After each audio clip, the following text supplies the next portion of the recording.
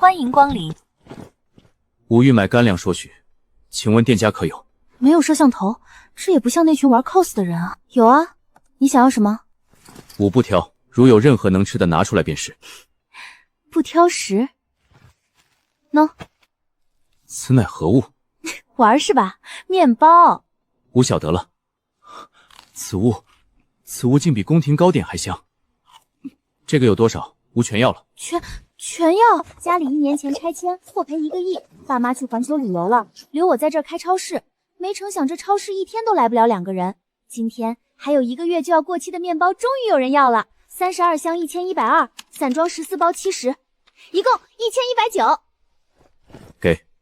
这黄金真的假的？自是真的，此乃攻城拔战时所得战利品。行吧，信你一回。穿越了。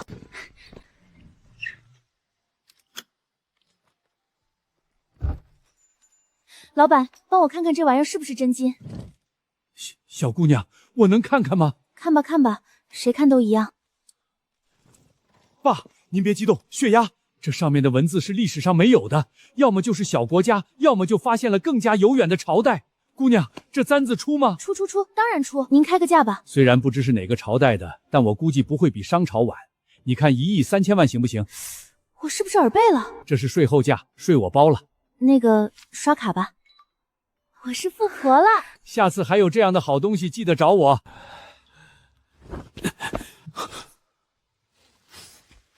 面包。少将军，这吃食从何而来？方才这墙上开了道门，我走进了一家会发光的杂货店。少将军，您莫不是在做梦？这不是梦。少将军，您是不是遇见仙女了？那便是仙女了。药，得买药！开门，再开一次门啊！为什么不行了？少将军，您回想一下，您第一回是怎么进去的？我当时想着能进杂货店就好了，进杂货店。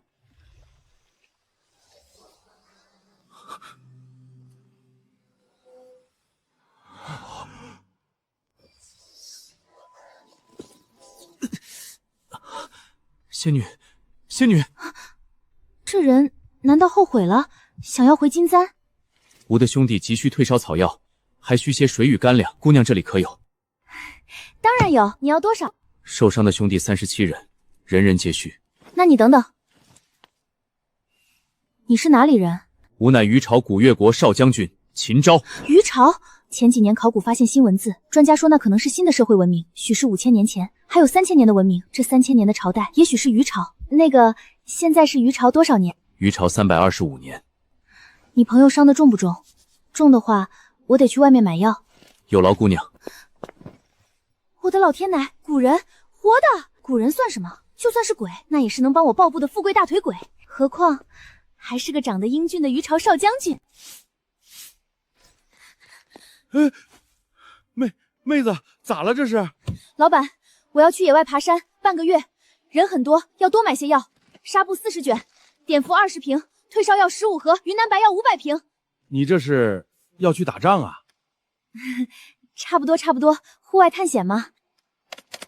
6590。谢谢老板。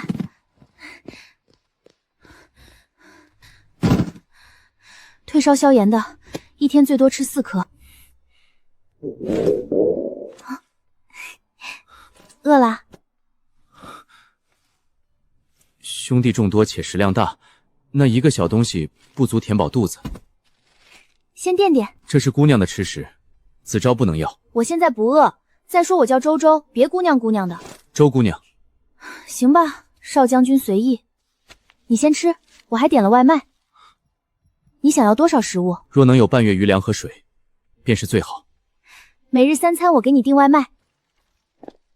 水我仓库100多箱先搬走。美女，你店门关着，外卖放门口了。门开着的。他们看不到你，也看不到这店里的事。再吃点。周姑娘，未婚女子不可与外男同席。行吧，好，你自个儿吃，我去搬水。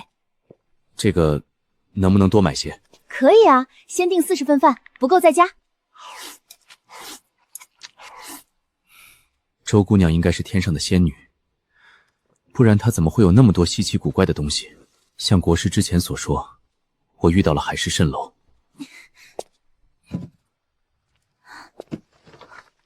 那个，你不累？两箱水，何累之有？古代人都是怪力乱神吗？你先运一批过去，再回来拿剩下的。好。真没了，这时空错乱会不会带来危险呢？横竖都是卖货，卖给谁不是卖？何况少将军随便拿个破烂都是值钱的古董，我为什么不要？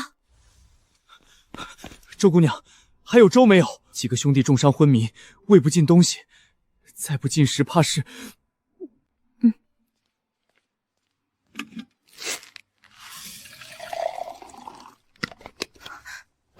快拿去，不够再来。多谢姑娘。欢迎光临。美女，怎么点了这么多外卖？你电话打不通，老板说不能退啊。亲戚给他的工人订饭，因为时间不定，所以放在我店里。欢迎光临。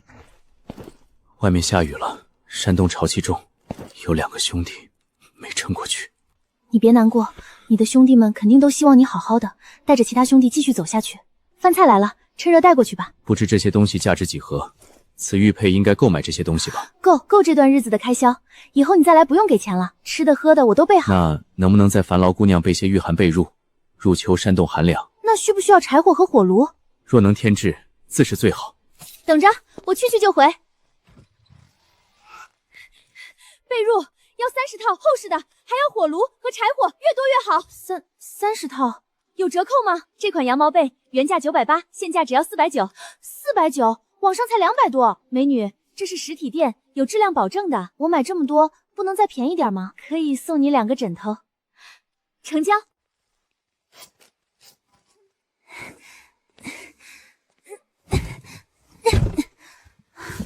得买辆空间大点的车，以后买东西也方便。周姑娘，被褥可买回来了？都买了。这是被子，这是床垫。多谢周姑娘。少将军，这次带了这么多东西。少将军，这床垫太干净，我们不是。你们先躺着。你们身上还有没有铜钱？周姑娘说这些日子都可以帮我们买饭，我想着那块玉佩到底是太少了，所以想多拿些给她。少将军，这是我打算买给我未婚妻的定情物，本将军不能要，少将军你拿着吧。她已经嫁人了，我这银簪也用不上了。日后安定下来，本将军用军功换赏银给你们娶娘子。谢谢少将军。你们待会儿先休息，悬崖夜里凉，我先将这些银钱给周姑娘，再去将晚膳取回。少将军，您赶紧去吧。欢迎光临。店里什么都有，选好了喊我一声，我吃口饭就来。你不用那么客气，说话的时候也别那么文绉绉的，不要吴啊辱啊的。这些铸币银簪够不够买这些？够了够了，你送来的这些东西其实挺值钱的。你放心，这段时间的都够了。你在山洞里也没有什么银钱，不要有太大心理负担。钱真够了，就算不够也没事，以后你再给我就行。虞朝如今有5国7部落，各国之间谁都不服谁，战争时不时发生，百姓也都处于水深火热之中。周姑娘，你所在的世界是什么样的？你好奇？所以现在是几千年后？我们的历史里暂时未有虞朝这个朝代，但我们的专家曾经挖到过这个朝代，但一直未有进展。少将军若是有这方面古玩钱财，可以拿给我，到时卖了钱，可以给你买粮食买水，衣食住行只要是我这里能够买到的，我都可以帮你买。可以买多少粮食？那你需要多少？或者说你那边境的将士和门民有多少？我们秦家军10万有余，但驻扎在边境。没事的，弟弟，跟着姐姐，姐姐肯定会让你吃饱喝足。谢谢周姑娘。我们现在也算朋友，你有什么想要的告诉我，我买给你。对了，你们军营里有没有种菜？我可以给你买点种子。我们军营很大，确实有一块地种菜养牲畜。若是不麻烦，我们可以多买些种子。外卖。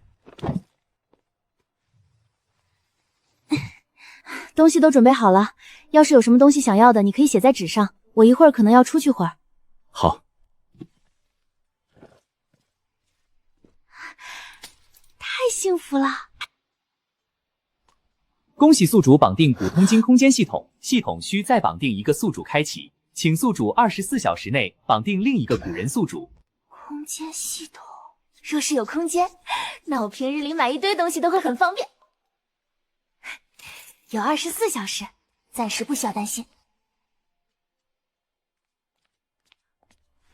周小姐，你来了，我们老板已经吩咐过，你来的话就给他们打电话，你稍坐一会儿。谢谢小姐姐。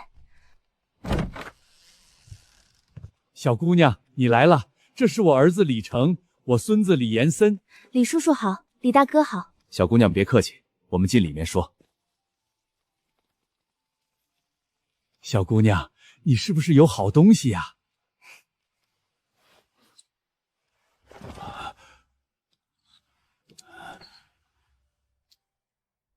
这个钱币是你的。嗯。小姑娘，你这铸币和金川是一起的吧？应该是，我也不确定。哈哈哈哈，没关系，老头子能自己看。小姑娘，这铸币你打算多少钱出手？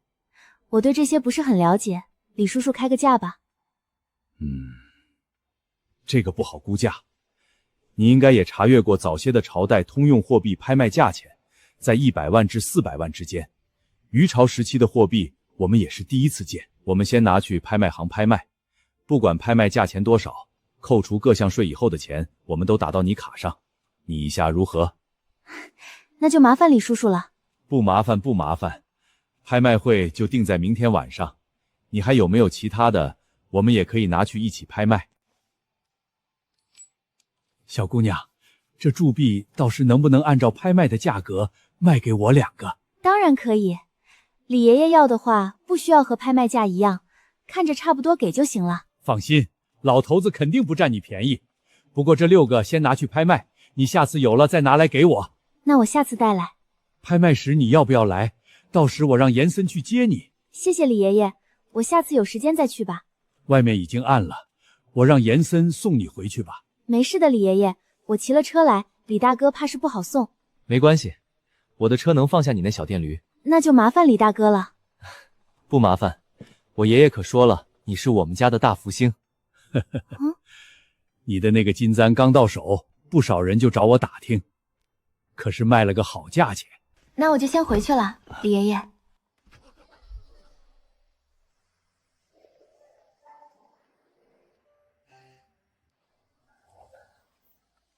怎么不雇个人帮你看店？这里别墅还有2年多交房，附近也没有什么人。我这便利店一天到晚没有2个人来，我自己都快养不活了。那你早些休息，有什么需要帮忙的可以给我打电话。好的，李大哥早点回去吧。今天真是够刺激的。明天的早餐搞定。忙了一天，有种忙活了好些天的感觉。也不知道秦昭那边怎么样了。少将军，周姑娘是不是长得和仙女一样好看？周姑娘若没有成亲，少将军岂不是有机会？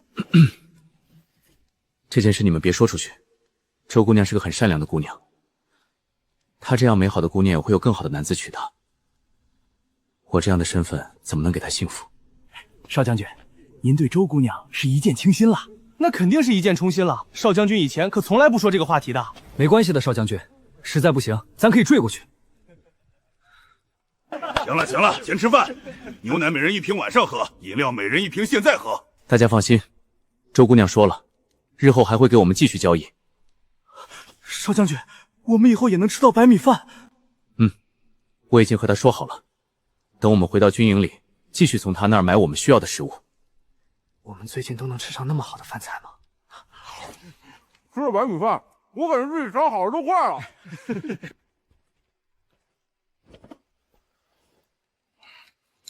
少将军，仙女给的药比我们的药管用多了，估摸着只需要5、6天，我们就可以回去了。兄弟们伤得重，若是不行，多待一段时间也行。今年寒潮来得太早，怕是个寒冬。我们伤好的兄弟可以背着受伤的兄弟离开，他们的伤好多了，不会有大碍的。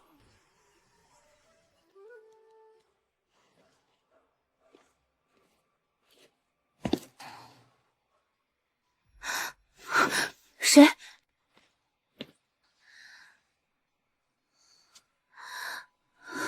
不会是变态杀人犯吧？撬锁进屋里，把人先戒后杀。好家伙，这罪犯胆子可真大，还想确定有没有人在家。周姑娘，你醒了吗？醒了醒了。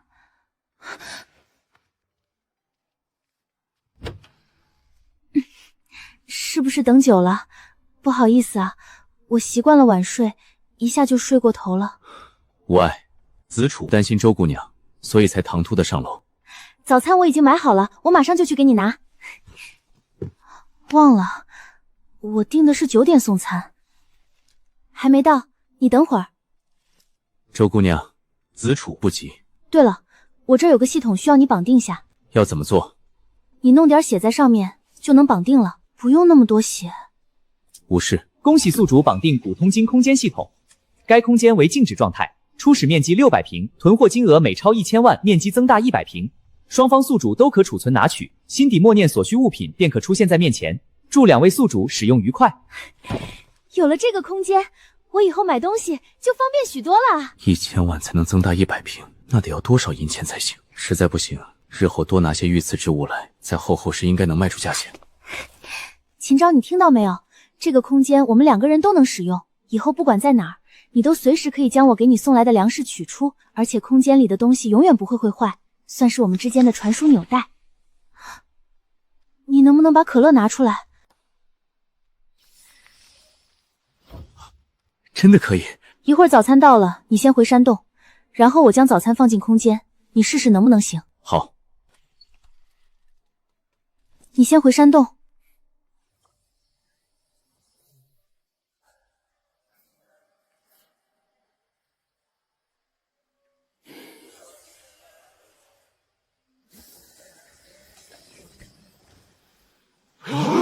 少将军，这早膳怎么凭空出来了？本将军也不知该如何解释，但这事你们知晓便好，不能告知其他人，能做到吗？少将军放心，时辰不早了，你们早些吃。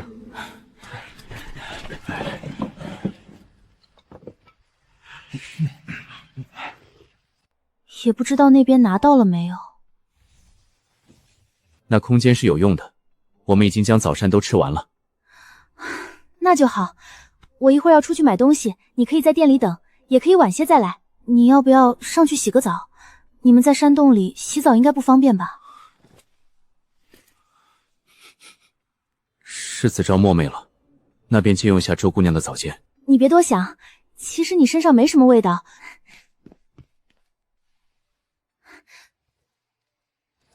你慢慢洗。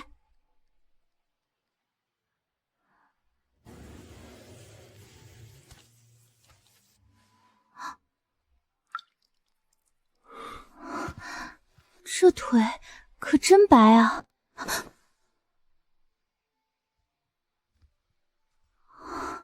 好家伙，我以后要是不想结婚，能不能找面前的古人借个种？孩子叫什么名字好呢？罪过，罪过！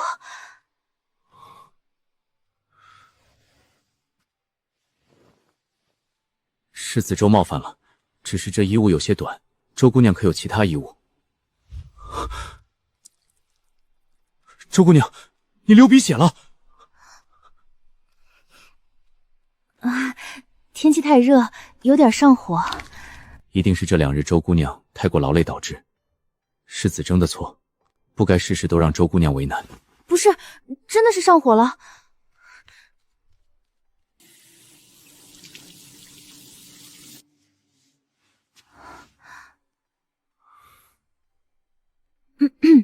那个，你的衣服我先让洗衣机洗一会儿再烘干，你就在这里等会儿。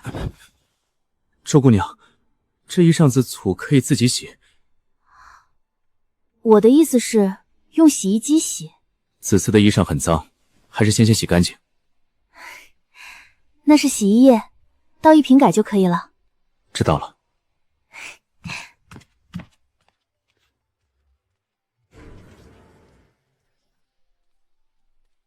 就在超市隔壁，用来当临时仓库简直完美。张老板，大米20万斤，盐1000斤，白糖、红糖、黄冰糖、绵白糖各3000斤，定金给你付一半。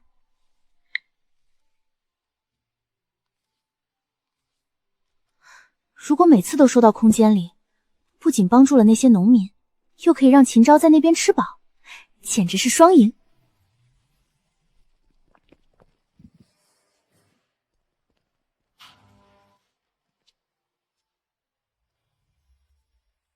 搞定。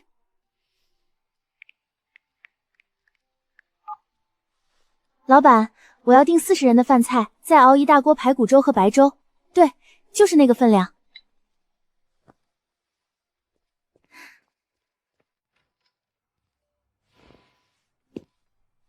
周姑娘，你回来了。是不是等久了？我刚刚去打电话买粮食，所以耽误了点时间。我还未付钱，周姑娘不用着急。等回到军营，我再给周姑娘拿一箱首饰换钱。你那些手下伤什么时候能好？等你们离开时告诉我，我到时将囤的货告知你。你每日都可将空间里的东西拿出来，等粮食和菜足够你们吃半年左右，我也可以松口气。无碍，朝廷也会拨军饷给我们的。虽说是无碍，但我觉得还是应该多备些。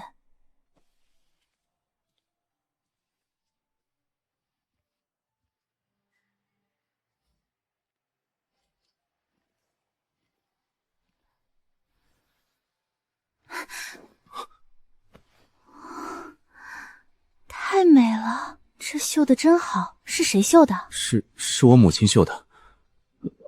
周姑娘可是喜欢？好看，这绣工真好。周姑娘若是喜欢，改日我让我母亲也替你绣几条丝帕。我不挑的，你可以帮我多弄些绣工好的丝物品，我到时还可以拿去卖。周姑娘放心，等回了军营，子楚马上就派人去买。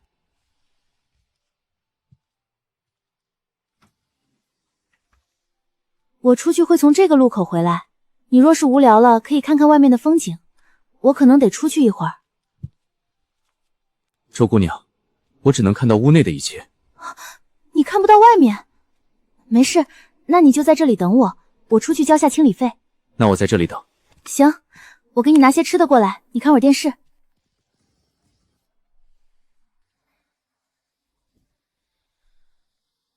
老爷爷，那么热的天，您怎么还在路上卖西瓜？今年西瓜收成好，到处都是西瓜，收瓜贩子压价，只给我们3毛钱一斤，这价钱太低了，所以我就想着能不能出来卖些出去，也可以回点本。那您的西瓜卖出去多少了？嗨，就是因为卖不出去，所以才着急。这瓜这半个月要是再不卖出去，怕是只能全部卖给收蛙贩子了。老爷爷，您这车西瓜我全要了，刚好我开了个小超市，放在门口卖。全要了？那行，我给你算便宜些。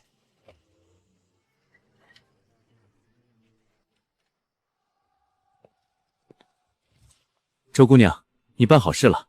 对，我有好东西给你吃。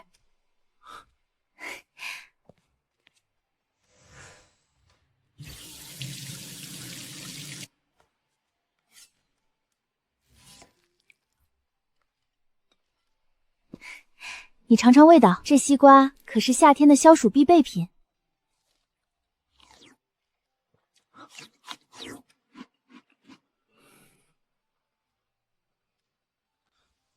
我们食量比较大，周姑娘吓到了吧？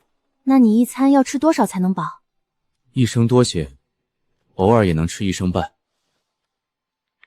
古代的算法，1升大约等于3斤，一顿饭吃4、5斤，那胃口确实大。放心，以后有姐在的一天，保证把你喂饱。那子楚就先谢谢周姑娘了。那你继续看电视，我下去看店。好，这些武器不知能不能买到。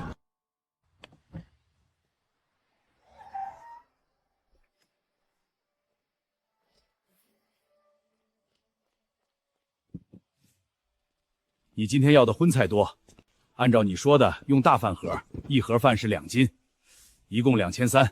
我另外还多放了6份白粥和小菜。行，那就多谢老板了。下午也要做红烧肉，你多做些，顺便再炖一份猪脚，再给我熬一份鸡汤，料要足。那我能不能给你用装菜的铁桶装？你要的菜多，我可以煮大锅菜倒进去。这样挺好。那老板下午帮我煮个6菜1汤，再帮我打包几份白粥。白粥就不算钱了，算我送你的。菜单晚些发你手机，你看看需要做什么菜。谢谢老板，那就麻烦你了。应该是我谢谢你才对。最近店里生意不好，接你的单起码是把店里的基本费用维持住了。老板厨艺那么好，以后生意肯定会越来越好。那我先回去，有什么事你再联系我。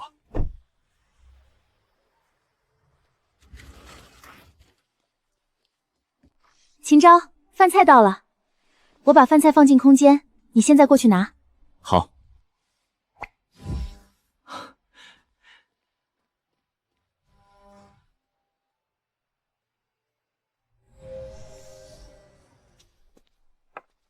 饿了吧？我订的外卖到了，一起吃。周姑娘今日怎么买了那么多午膳？因为交了你这个好朋友，所以吃顿好的庆祝一下。周姑娘，此玉佩是我出生时祖父赠予我的，希望你喜欢。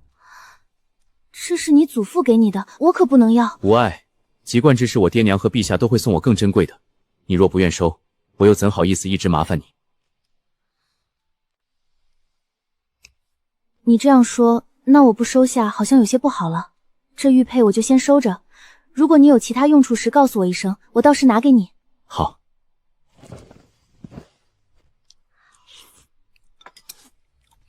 你吃那么多为什么不胖？每日都要练武操作士兵，而且军营每日只能吃个半饱，只有作战那些日子才能吃饱，自然胖不起来。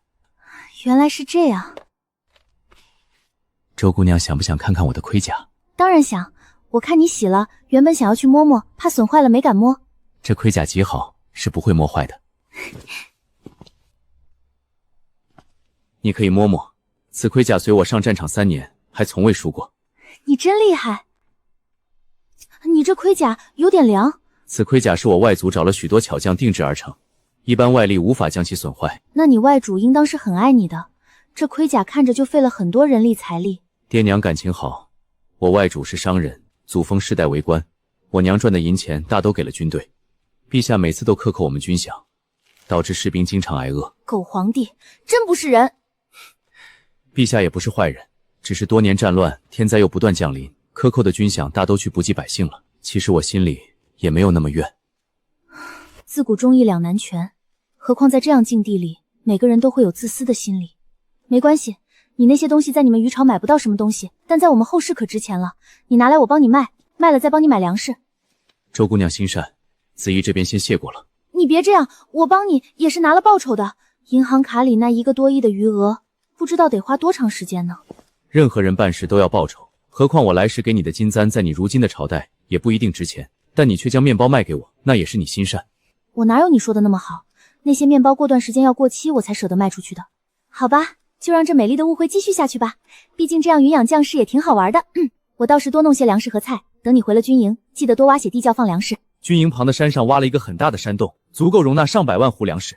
周姑娘不必担心，只要粮食够，我们军营肯定放得下。那就好，可惜空间小了些，到时多弄些粮食，钱花多了就能扩大了。等我回军营，即刻将金银珠宝给你，去换钱买粮食。还有，你买的被褥贵不贵？如若价钱合适，能不能帮我买些给将士们冬日里盖？没问题，那我再给你买些布料和棉花，你倒是可以找人做衣裳。等回去后，我再多拿些珠宝。好，这些天我找合作方把东西定好，争取等你回军营时，这些东西都可以到货。周姑娘，能否让我看看这个世界的其他地方？你等等。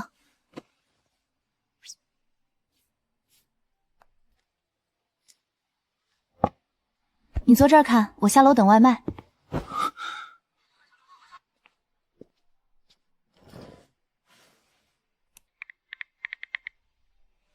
江省棉花得支持一下。一床盐被206，5万床1030万，这个价钱还行。接下来就是做衣服的布料4件套，卡里的东西余额感觉一点都不多啊。要不知道那6块铸币能拍卖多少钱，怎么着也得把今天花出去的钱给补回来吧。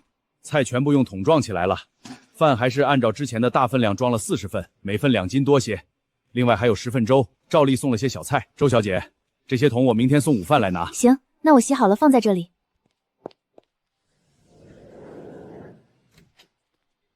你们这成亲都是一夫一妻制？对啊，如果在婚姻里找了第三者，会被法律制裁的。我看现在打仗特别厉害，那军舰在海面上十分威武。若是我们能有那么好的作战设备，整个鱼巢都能被统一。这个还真买不了，这是国家的，普通人买都买不到。这个烟花能不能买到？当然可以，你喜欢？觉得很美。若是可以，我想买些回去给我母亲看。母亲是个江南女子，很是喜爱这种好看的东西。我们上京也有，但却不如你这儿的好看。没问题，回头我托关系去买一点。这焰火想必不好买，但周姑娘还是愿意替我去买。等回到军营，要多拿些金银珠宝给她。走吧，晚饭到了，你先把这些送回去。对了，再拿些西瓜过去给兄弟们解解馋。好。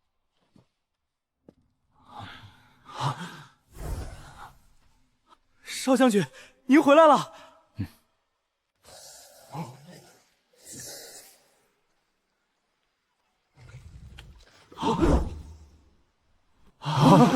少将军，仙女每日给我们吃那么好，会不会加重她的负担？少将军，属下吃什么都行，若是太贵，让仙女娘娘少买些吧。我们如今过得已经很好了。是啊，少将军，我们随便吃些也是可以的。无妨，周姑娘是个很好的女子。等回军营，拿2箱金银，她答应为我们买粮食和过冬用的被褥。仙女娘娘真的有那么多粮食给我们吗？仙女娘娘给我们那么多，那他们自己吃什么？本将军已经问过，周姑娘那儿不缺吃喝，她说可以给我们调配粮食和被褥，到时还会给我们种子，让我们自力更生。若有好的种子，我们就无需再羡慕旁人，自己就可以种出好的粮食和蔬菜。少将军，您一会儿还去仙女娘娘家吗？她也得休息了，我就不去了。我们商量了下，这2日大家吃饱了，身体也好了许多，受伤的兄弟就那么几个，我们打算留几个人在这里守着他们，其他人都只先回军营，意下如何？兄弟们找到离开的路了？还未，不过我们观察了这山洞，右侧沿有个可以绑绳子的小洞，只要有绳子，我们就可以顺着悬崖爬下去。明日本将军过去之时，和周姑娘说一声，她定有办法弄到足够结实的绳子。离开此山洞，是否还能联系到周姑娘？如若不能再去她的店里，那我需要什么东西，周姑娘否知道？睡过头了，还没订早餐。还好还好。40份早餐搞定。小姑娘，6个铸币一共拍卖了9100万，除去各项税费和拍卖会手续费，还有8000万，我已经全部到你卡里了。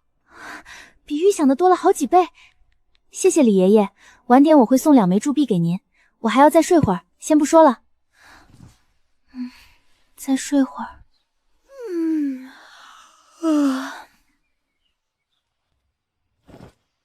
周姑娘，你醒了。早啊。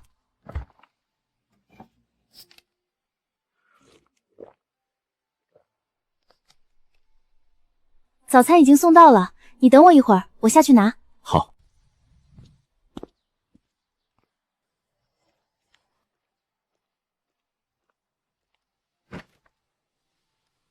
周姑娘，你可否帮我找些结实的绳子？伤好的兄弟们打算先回军营去。绳子我后面的小仓库就有不少，你先带早餐过去，我晚些去外面给你买攀岩绳和工具。好。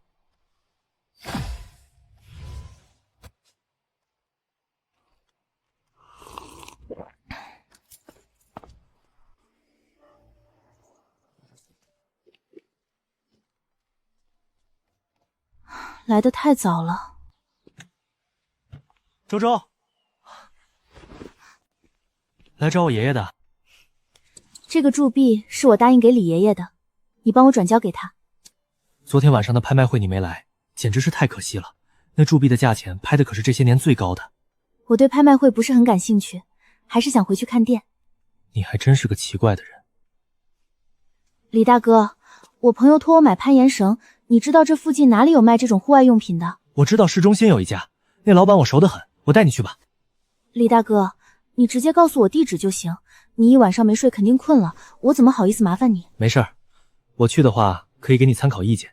你要是担心我开车会打瞌睡，你来开就行。那就麻烦李大哥了。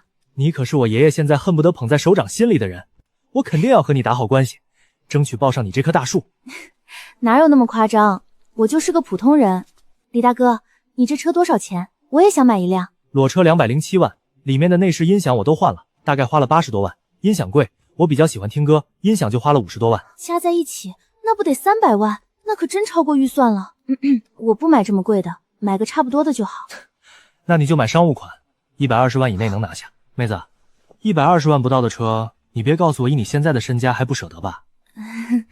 不是舍不得，120万能买多少米面啊？我只是觉得买那么贵的车有些招摇。没事儿，你不说谁知道那么贵？商务版内部空间大，开着也舒服。说得对，那帮我订一辆，有车出门也方便些。你回头告诉我需求，我让那边弄好，再给你送过来。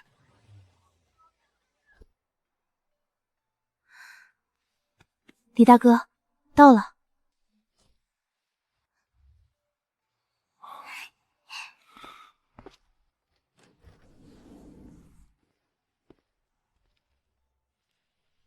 林安，你小子出来！你小子怎么突然来了？我给你们介绍下，这是周周，我爷爷的合作伙伴。周周，这是林安，我从小到大的邻居，也是我最好的哥们儿。妹妹你好，我是林安。回头得让秦昭教我几招，不然以后出来外面还挺危险的。不好意思，我只是看妹妹长得好像一个朋友，所以忘记松手，抱歉。没关系。妹子，想买什么？哥不开玩笑，市面上你能说出来的，哥都能给你弄来。林大哥，我想买5套爬山用的绳子，你能不能给我推荐下？你说的是攀岩套装吧？对，绳子要长点的，因为是帮朋友买，钱不是问题，质量一定要好。放心吧，妹妹，哥给你介绍的肯定是顶好的，价钱也一定会是最便宜的。这套承重5000斤没问题，金属扣都是军工级，悬崖上上下下都稳当，100%安全。就这个吧，我要5套。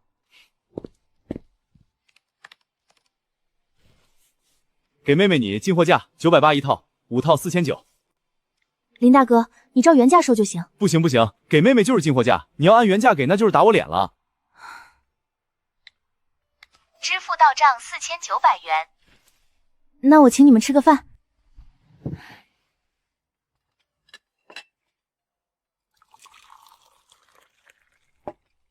这儿的味道特别正宗，待会儿你们尝尝，味道比其他地方不知好了多少。这家店你有股份？是我爸投了一点，不过我爸低调，不大想让他们知道，所以我每次来都是直接挂我自己的名字。妹妹，下次想吃就直接报我的名字记我账，不需要排队。谢谢林大哥。我爸有个安保公司，你如果有需要可以找我，我给你打9折。周周，他家安保公司做得很大，国内外都涉及，而且全部保密，都是退伍的特种兵和有能力的人。你如果想要保镖找他，这小子门道多。好，我要是有这方面的需要，肯定找林大哥。不管是算一天的，还是在本地包月，我都可以给你最优惠的价。这小姑娘不是一般人物，要不然李大少爷什么时候需要浪费自己的时间去陪一个小姑娘？妹妹，我们公司有活动，你到时候要不要来参加？什么活动？我们安保公司隔段时间就有武术比赛，你可以来看看安保人员的实力，下次你要有需要，也能第一时间选择我家公司，不是？林大哥邀请，我肯定来。哈，那肯定。如果妹妹不方便，我们也有专门的司机接送。怎么需要你来接？到时我和周周一起来。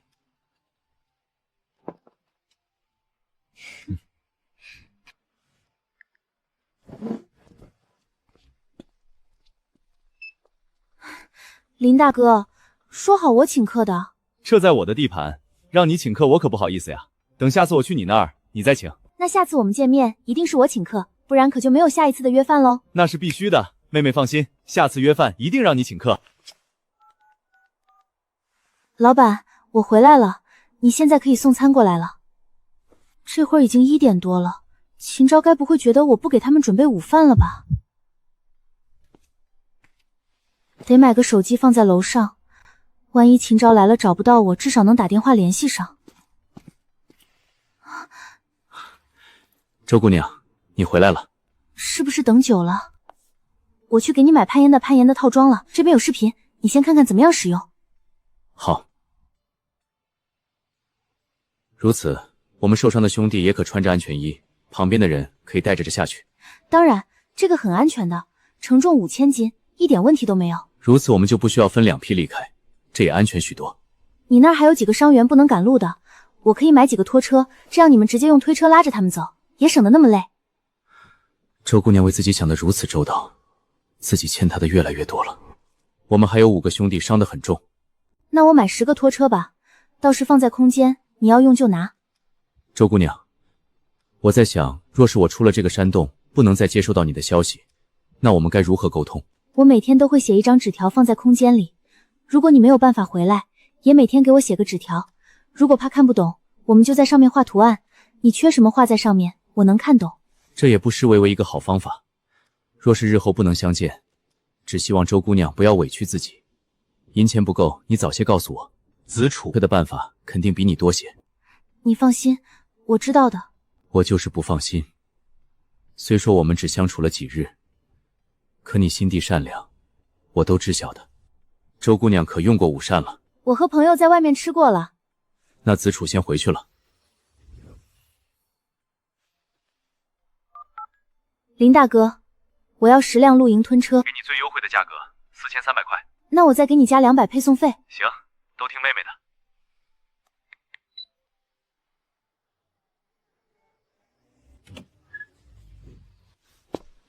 周小姐您好，我是负责人王志军，这是我的名片，我这边主营粮食和食用油类产品，您如果有需要可以找我。王老板，这批货要是卖得好，我到时再从你那儿多买些。你给我的货可不能是次货，不然我可不要。我收的粮食都是当年的新谷，绝对不会有陈米出现。周小姐放心。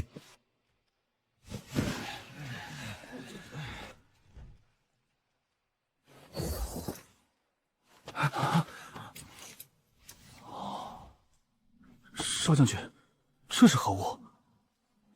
有绳子，真的有绳子，只是这绳子怎的看起来那么细，能用得上吗？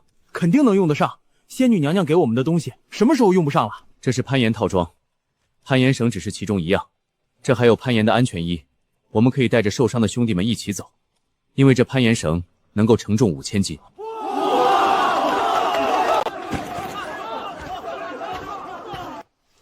好了，我先试试这攀岩绳。少将军，让属下和您一起试吧。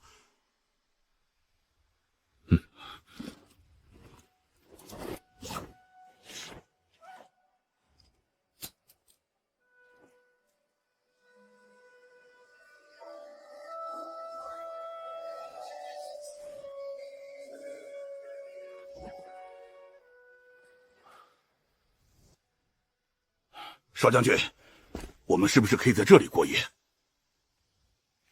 树林有些潮湿，今夜还是先在山洞里休息，明日一早就下来赶路。属下明白。我先试试能不能进周姑娘店里，你在这等会儿。诺。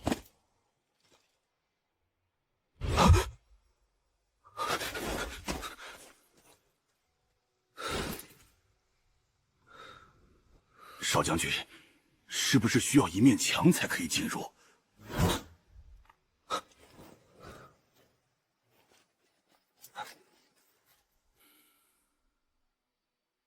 欢迎光临。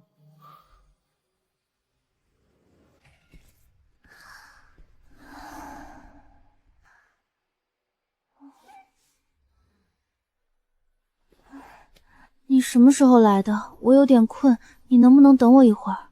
你先睡，我还有事，一会儿来找你。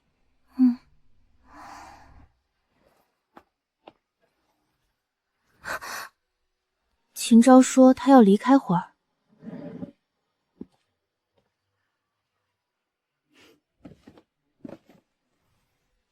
空间是静止的，放多久都不会坏。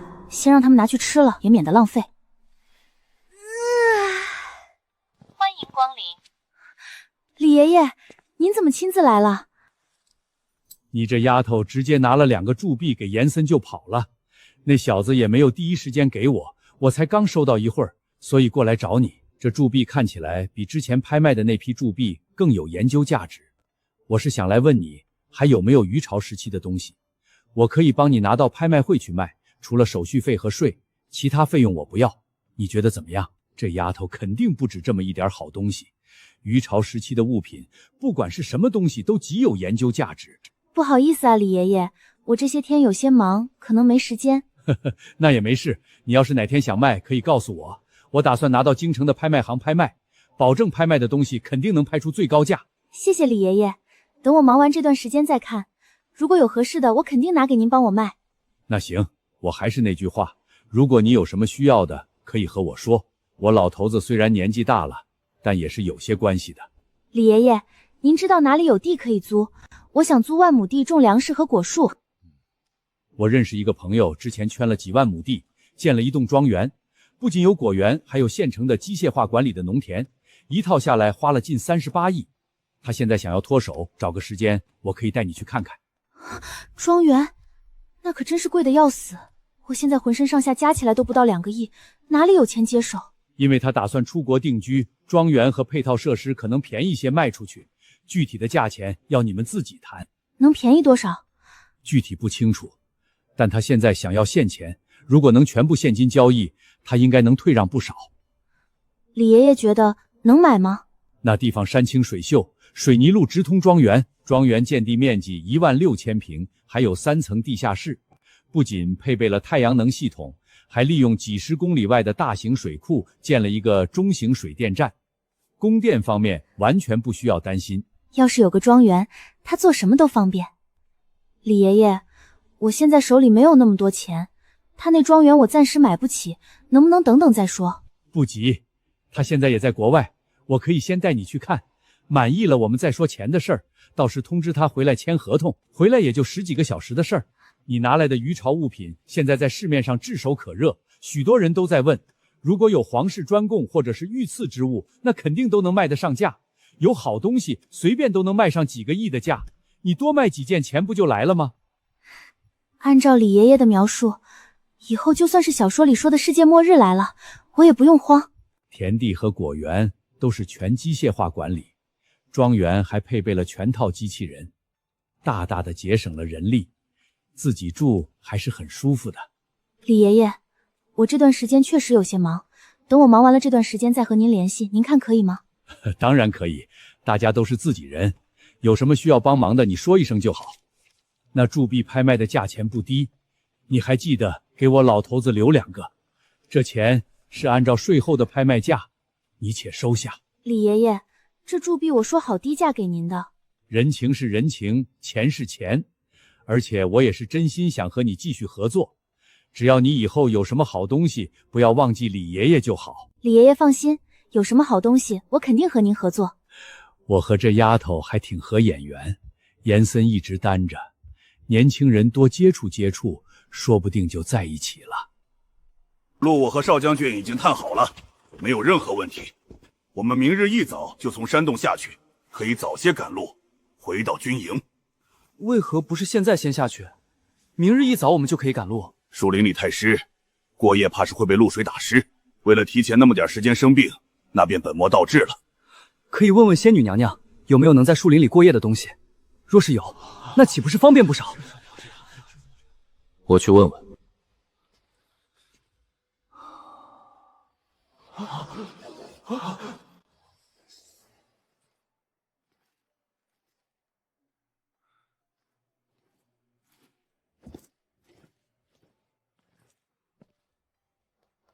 周姑娘，你身子不舒服吗？你等会儿，我换衣服。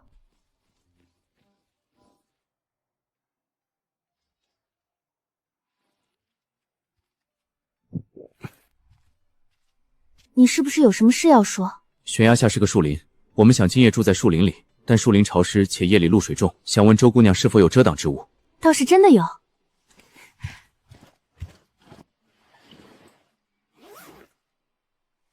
我爸之前买了个20多平的帐篷，打算带我们去露营，可惜没用上，就一直放在仓库里。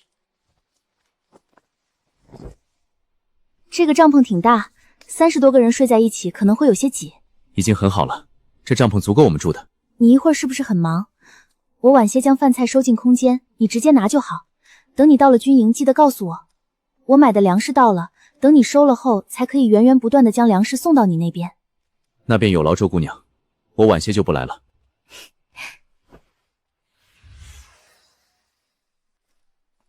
秦昭，你注意安全。晚些我会熬一锅红糖姜茶过去，你记得取出来，让你的下属们都喝点儿。多谢周姑娘。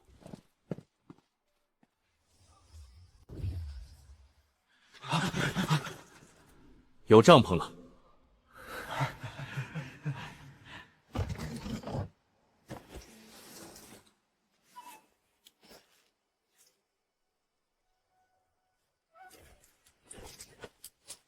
少将军，伤员还是我们几个兄弟背下去吧。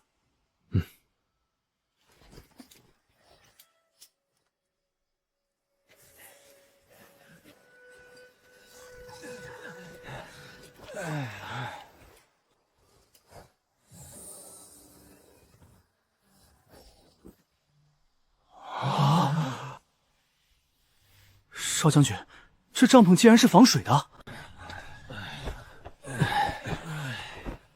少将军，这帐篷住起来真舒服啊。确实舒服。大家先休息下，今天晚上用完晚膳早些休息，明日一早起来赶路。诺。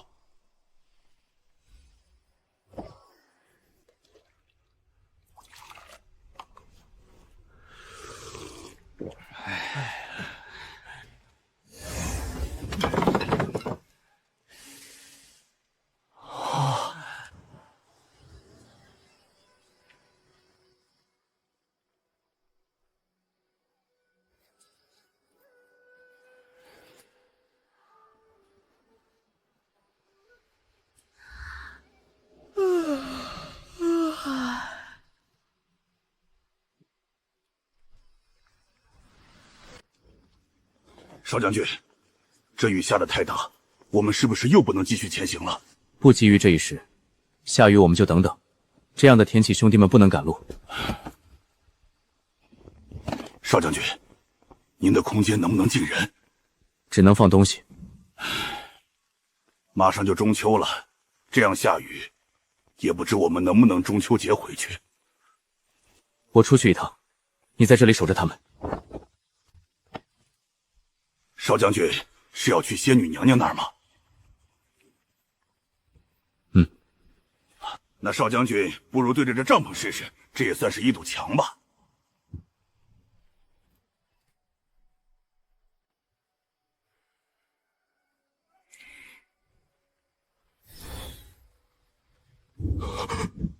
周姑娘，你这儿可有蓑衣？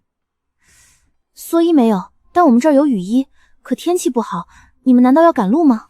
马上就是中秋了，我们想赶回去和兄弟们一起过中秋。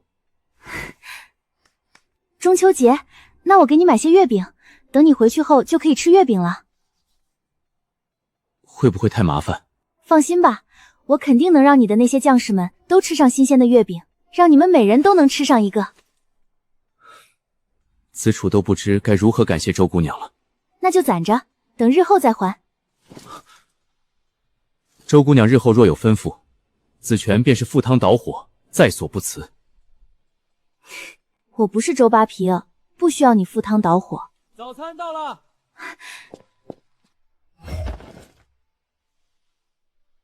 我店里有雨衣，现在就去给你取来。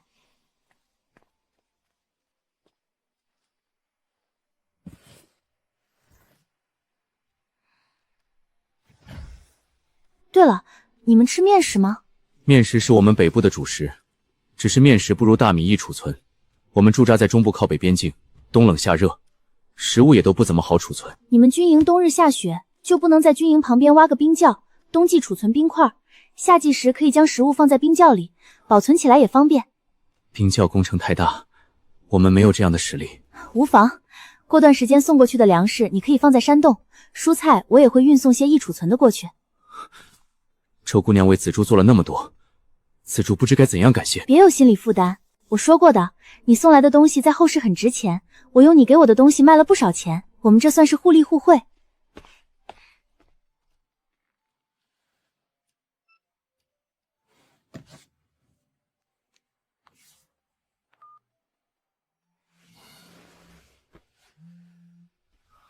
喂，谁啊？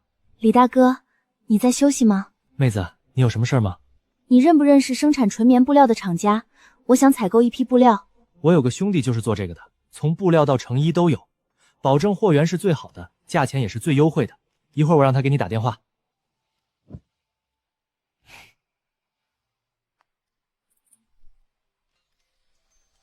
周周妹妹好，我江耀。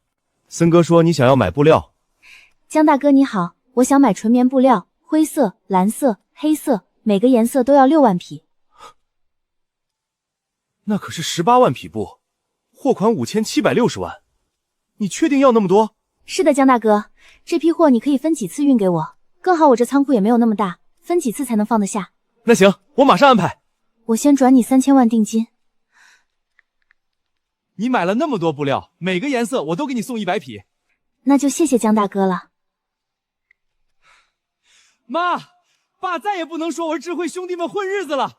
我刚接了个大单5仁月饼、莲蓉蛋黄月饼、黑芝麻月饼各要35000个，5仁火腿月饼1万个，差不多600万。空间从初始的600平变成了1000平，等尾款付了，又能增加几百平，2个亿，突然就少了4000万。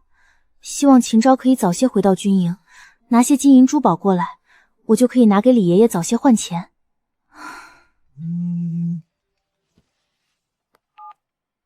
周周妹妹，你们出去攀岩要记得买些户外用的药。他们应该是知道的，而且出去外面也不需要买太多药。那就好。妹妹，你回头要是需要药品类的，也可以找我。我舅舅家是开医药公司的，不管多大的量都能调。你说这话好像说的我会有那么大需要似的。哪儿能啊，我这不是突然想起来，所以想给我舅舅拉点生意。那你这样说，我不买点东西好像也不好意思。确实应该买些药品，以备不时之需。我需要一批消炎药。放心，我能帮你买到的。那就帮我先买1万盒兔方药、1万盒消炎药、2万盒感冒药、绷带、纱布、伤口愈合贴、医用防水贴和棉签，你看着配大分量的。碘伏先来5万瓶，再来1万瓶铁打损伤药。你说的是真的还是假的？当然是真的，我骗你干嘛？那我帮你配个100万的货。那行，你按照100万去配货，多配点也没关系，我不介意的。谢谢老板。你差点忘了，这个月23号我家公司有活动，到时记得来。好，只要没发生什么大事，我肯定过去。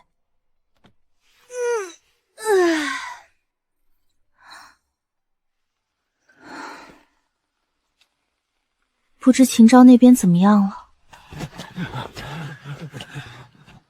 少将军，我们到了。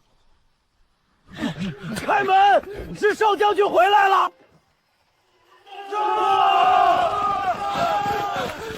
少将军，少将军，您终于回来了！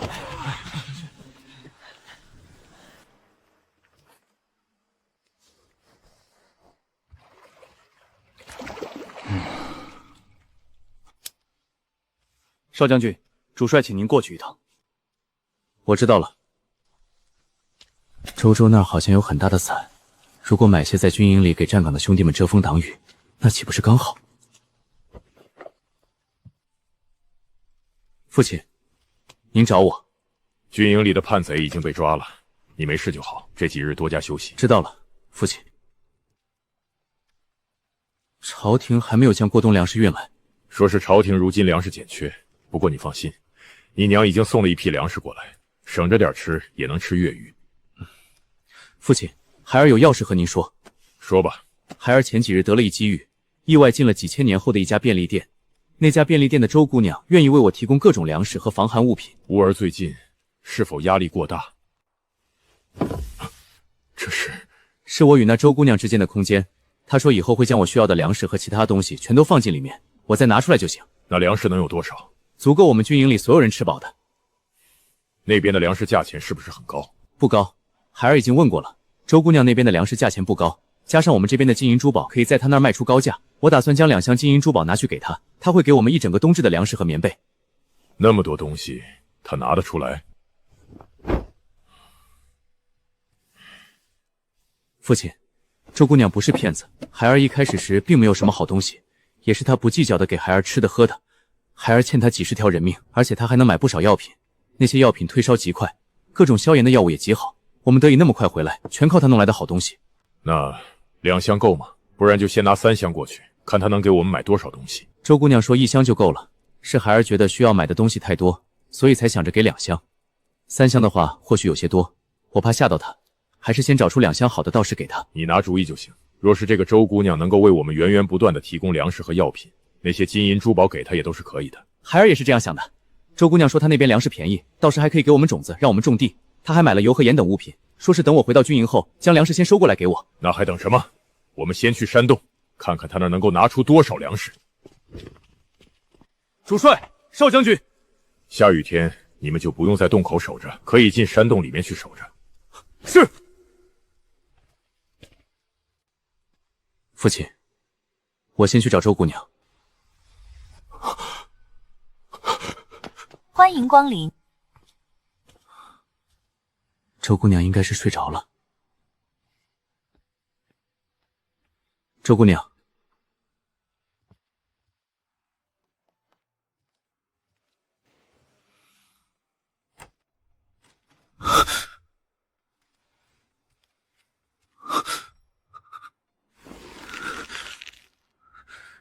周姑娘，我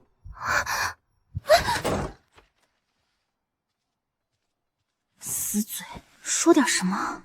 周姑娘，我刚回到军营，这2天你没来，我还以为你在路上赶路，没有那么快。我和我爹说了要在你这里买粮食的事，所以过来和你说一声。我收了20万斤大米，盐1000斤，糖12000斤在空间里，还有不少东西，你直接将空间里的东西全部拿出来。那便有劳周姑娘，我先去将东西拿出。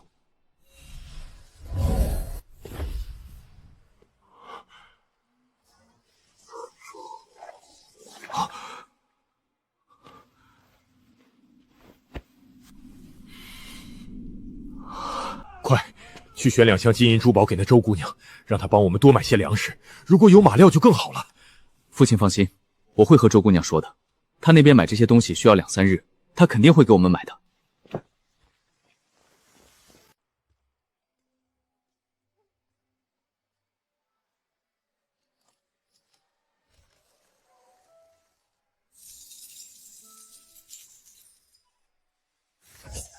父亲，我一会儿回房间后，将这些金银珠宝给周姑娘。这些日子不开战，我让她多帮我们买粮食。去吧。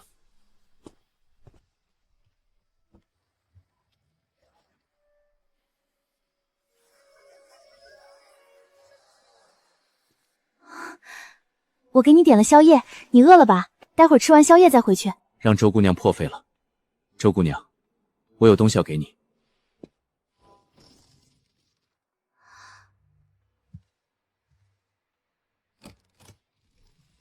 简直是看到了无数的金钱朝我砸来，怎么办？我现在觉得好幸福，好快乐，不是中500万那种快乐，而是财富自由的快乐。这么多金银珠宝，全都给我。这些东西我全都给你，到时还得麻烦你为我们采买各种需要的粮食和物品。你大可以放心，这2箱金银珠宝足够买你们军营将士10年的粮食和物品。你的这些金银珠宝很值钱，我倒是拿来买个庄园和土地，土地可以种地，以后每年你的粮食我都能自己种出来，就不需要去买了。你安排就好。那我就买了哈。我虽然不能保证让你手底下的士兵毫无节制的吃水果，但我保证让他们可以吃上新鲜的蔬菜。水果我也会努力的买，保证隔几天就可以吃一些。对了，周姑娘，马料你那儿能不能弄一些？我们的战马一到冬日就没有什么可吃的，瘦的不行。马饲料肯定有，但我这几天得把柴米油盐先给你。如果你不是很着急的话，我等把这批货给你以后再去给你买马料。不急，秋日还有马料可吃，只是冬日里才缺。粮食我先买2000万斤，到时还会买些蔬菜过去。你这几天就别去其他地方了，记得将粮食全部收了，不然空间里放不下。周姑娘放心，这几日下雨，子楚一直都待在军营里，没去别的地方。那就好，明天上午粮食会到货，下午第一批的棉被和枕头会到货，你记得拿货。好的。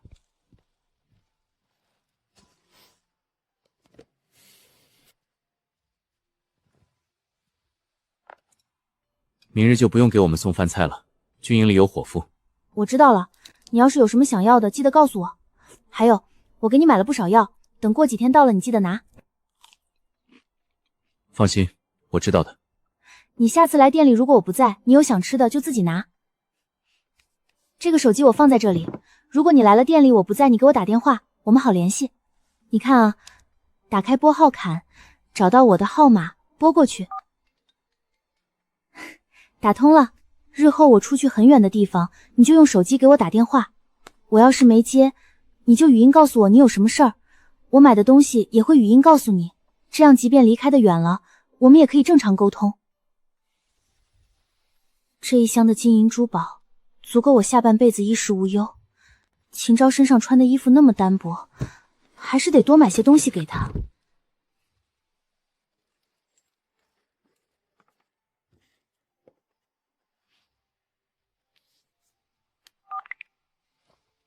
周周妹妹，这么晚给我打电话，有什么事吗？我有些古董，想委托李爷爷帮我卖。周周妹妹，你等会儿，我现在就有时间，要不我过去拿。那好，我就在便利店里等你。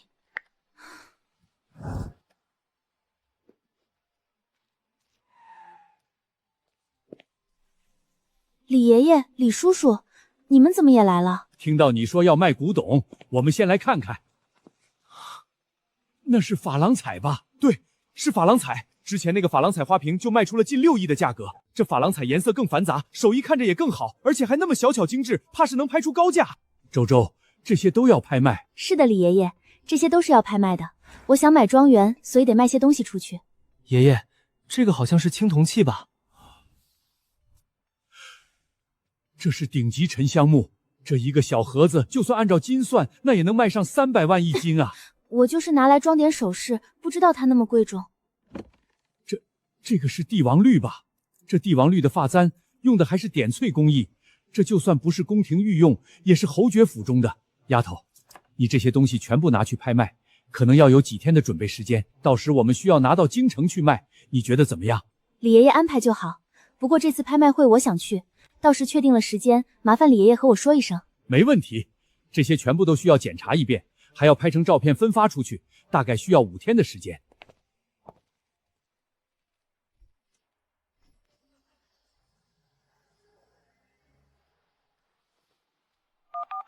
老板，旁边还有2个仓库没租出去吧？我全部都要了。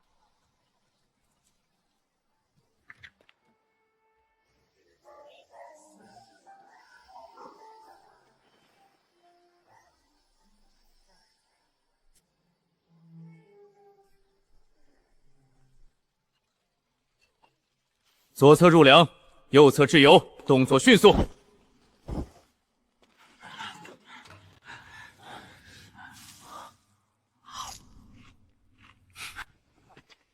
潮儿说的后世到底是个什么样的世界，我倒是真的很想看看。吩咐下去，让他们先把屋子全部打扫干净，那些棉被2个人盖一床出来的放在仓库里，不能浪费。诺。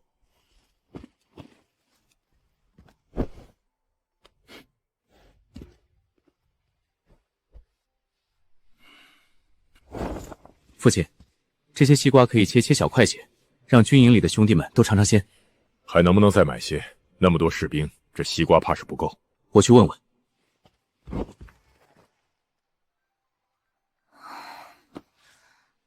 喂，周姑娘，那西瓜还能不能再买些？我想给军营里的将士们都尝尝。当然可以，明天你来拿，我先去打电话问问。老爷子，给我送1车西瓜。老板，上次听你说你们村种了很多西瓜卖不出去，给我这里送几车西瓜。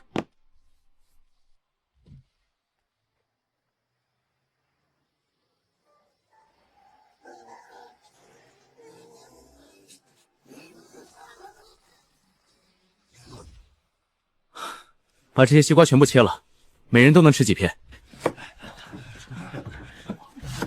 晚膳都是白米饭，还没吃呢，就听到有西瓜吃。西瓜是多金贵的玩意儿，我们怎么有的吃？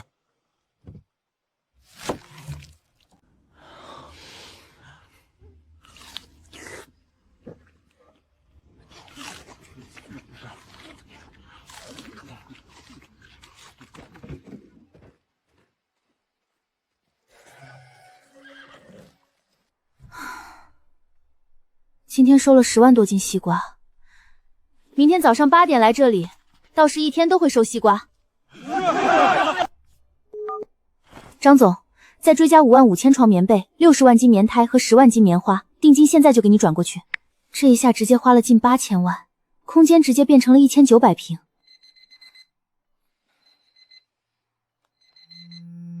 周周妹妹，布料好了，我今天就给你送过去。好。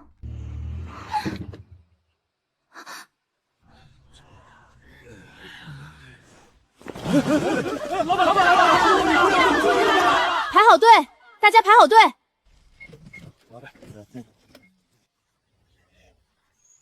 你怎么收那么多西瓜？收来榨西瓜汁。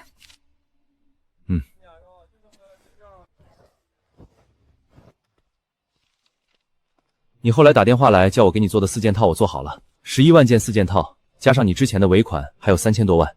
你如果手头紧的话，晚几天给也可以。我现在就把这笔钱打到你账户上。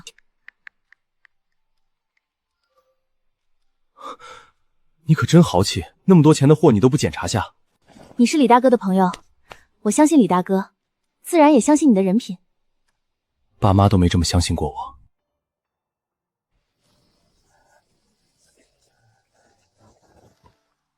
4件套和布料这么多，周周还有没有钱花？手里的钱其实没多少了，暂时也不能买太多的东西，只能等那批古董卖出去以后才能继续买。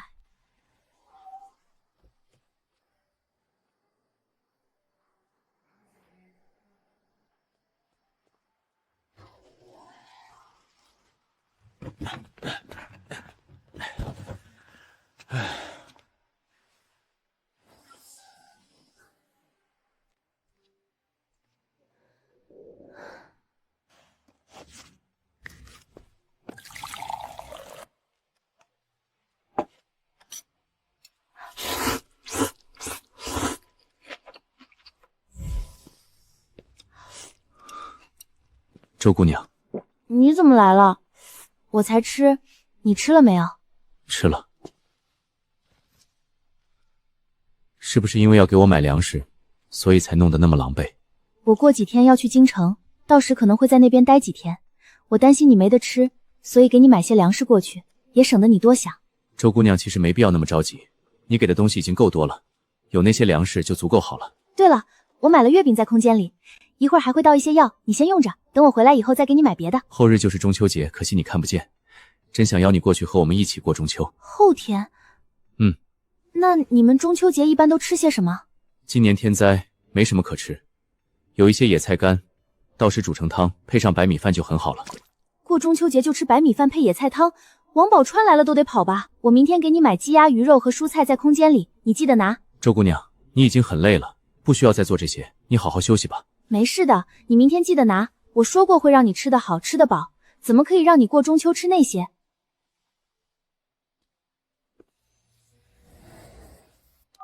李大哥，能不能借你那辆皮卡车用一下？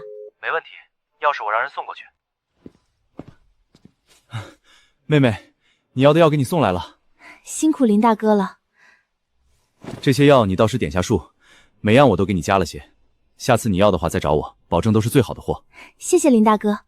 时间不早了，你早点回去休息吧。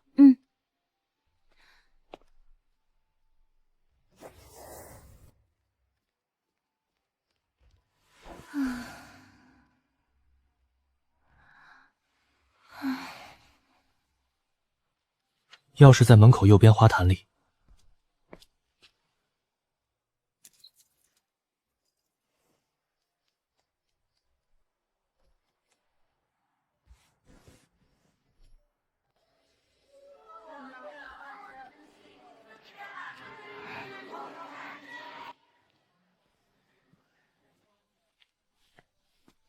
萝卜要10万斤。老板，大白菜要3万斤，胡萝卜5万斤，土豆15万斤，都给我送到仓库去。鸡肉、猪肉、鸭肉、牛肉、羊肉，每样1万斤以上，猪油也来3000斤。有什么需要，您随时联系。花了500多万，卡里还剩4000多万。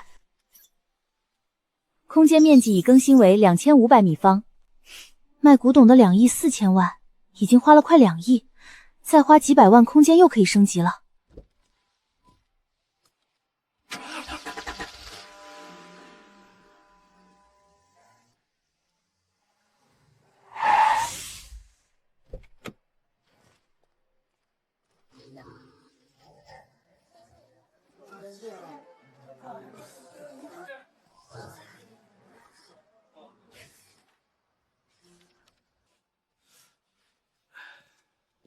老板，我自己有个养猪场，您看还需要不？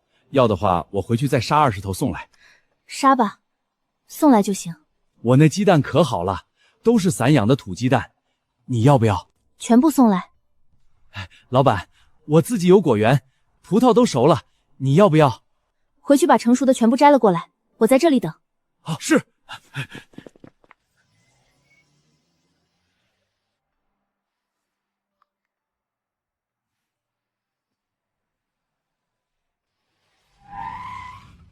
老板，一共6312斤，您过过秤。不用了，你报个数就行。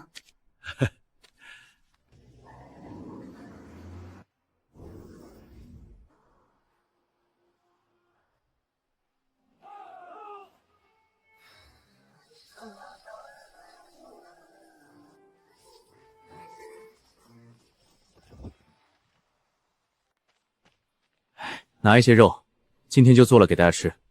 多余的用各种方法储存起来，最简单的就是烟熏。少将军，这些肉明日中秋要不要留着？明日中秋再做来吃，让大家好好过个节。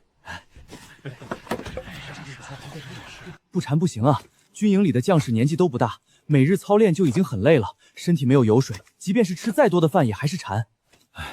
今天早上吃的条，虽说给的汤多，面条也不少，还加了些油水，都吃饱了。但一想到那油水的香味儿，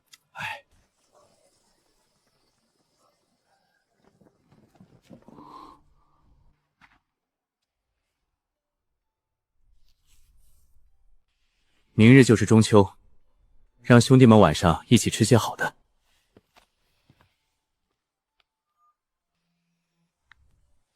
周姑娘，是我。收到我给你买的葡萄没有？收到了，你买了许多水果，其实不需要那么破费的，我们这边有足够多的水果了。过中秋肯定要吃好喝好，等我从京城回来再给你买多些。周姑娘，明日中秋，你能不能买些酒？我想和兄弟们喝点儿。如果不方便也没关系，我就是突然想喝了。我知道了，我晚些去问问有没有米酒卖，如果没有的话，我就给你买白酒。原来话本子里说的一日不见如隔三秋，真不是夸张。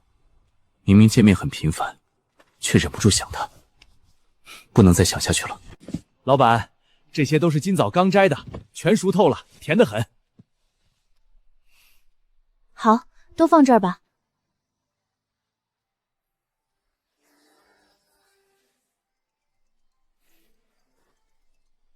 李大哥，24号。林大哥那边的活动是23号。对，时间刚好撞上了，你可以和他电话通知一下。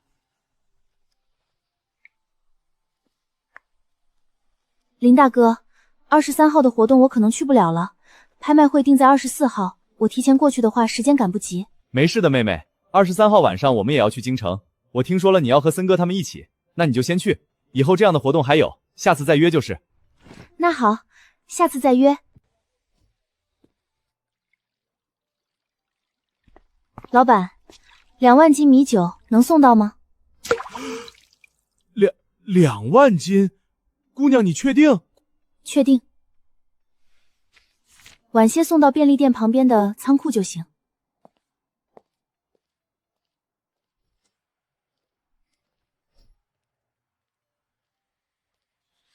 她是阿秋的女儿，肯定要替她出那份钱的，何况那是她外公，她凭什么不出钱？就是。要是他不出钱，到时我们就在这里闹，看谁丢人。一个丫头片子而已，也不知道哪里来的运气，一个人守着那么大的店，后面的别墅也是赔偿给他们的，简直是浪费。他最好可以识相点，把这套别墅也过户到我们名下，不然就闹上记者那儿去，让他们身败名裂。妈妈说外公外婆早就死了，那边也没有亲戚。可眼前的这群人是谁？难道妈妈是骗我的？外公外婆没有死，但眼前这群人实在是恶毒。突然发现，有些人活着还不如死了算了。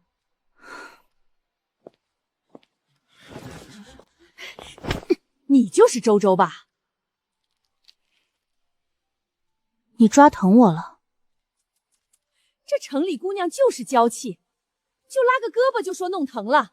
大妈，你有事儿吗？你这丫头片子是什么意思？我可是你舅妈，在古代你可是要给我洗脚的。这些人可能真的是妈妈家的亲戚，至于为什么不是亲人，妈妈说死了的一家人能是什么好人？肯定是因为他们做了什么无可原谅的事，所以才会不认他们。妈妈都不认了，我哪来的亲戚？你竟然敢打我！我告诉你，在我们乡下，你可是要被卖出去换彩礼的。行了，忘记我们来是做什么的。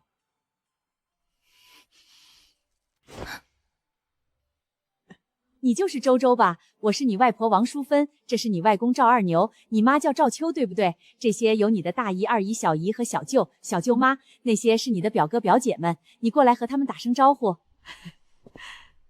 我外公外婆一家早就死了，你别想冒充我的家人。你诅咒谁呢？信不信我撕烂你的嘴？看吧，我说两句就对着我喊打喊杀的。我要是真的有亲人，他们肯定不会这样对我。你这孩子，你外公就是和你开个玩笑，他怎么舍得？未必吧，我刚刚在你们身后可是听着一清二楚。我爸妈还在呢，你们就在这里对我家的财产指手画脚的，不知道的还以为你们自己没家。你这孩子怎么说话的？我可是你长辈，是你舅舅，天上雷公地下舅公。你要是不懂得尊重我，等你以后结婚了，我可不会做主位。我有承认你们是我的亲人吗？就忙着想要做我结婚的主位。哎，你这孩子脾气怎么那么大？你妈和我们有点误会，所以才会这样。你放心，我们就是来看看你，不会怎么样的。那现在看完了，你们可以走了。什么玩意儿？你以为我稀罕你？赶紧去那什么5星级酒店里给我们先订房间，再给我转个50万，过2天我们再来这里找你。你可真是脱裤子上吊，死不要脸！我说了我没有亲戚，你们再拦着我，我就打电话报警了。报警？你有什么资格报警？我是你的外公，是你亲人，你爸妈没有儿子，你家所有的财产都是我们老赵家的。你想得美！我家的财产和你有什么关系？爸妈，周周还是个孩子，何况晃晃大姐已经被送出去了，我们还是回去吧。这哪有你说话的份儿？就算送出去也是我们家的，我愿意让他回老宅，那是他的荣幸。你再说一句话，我抽死你！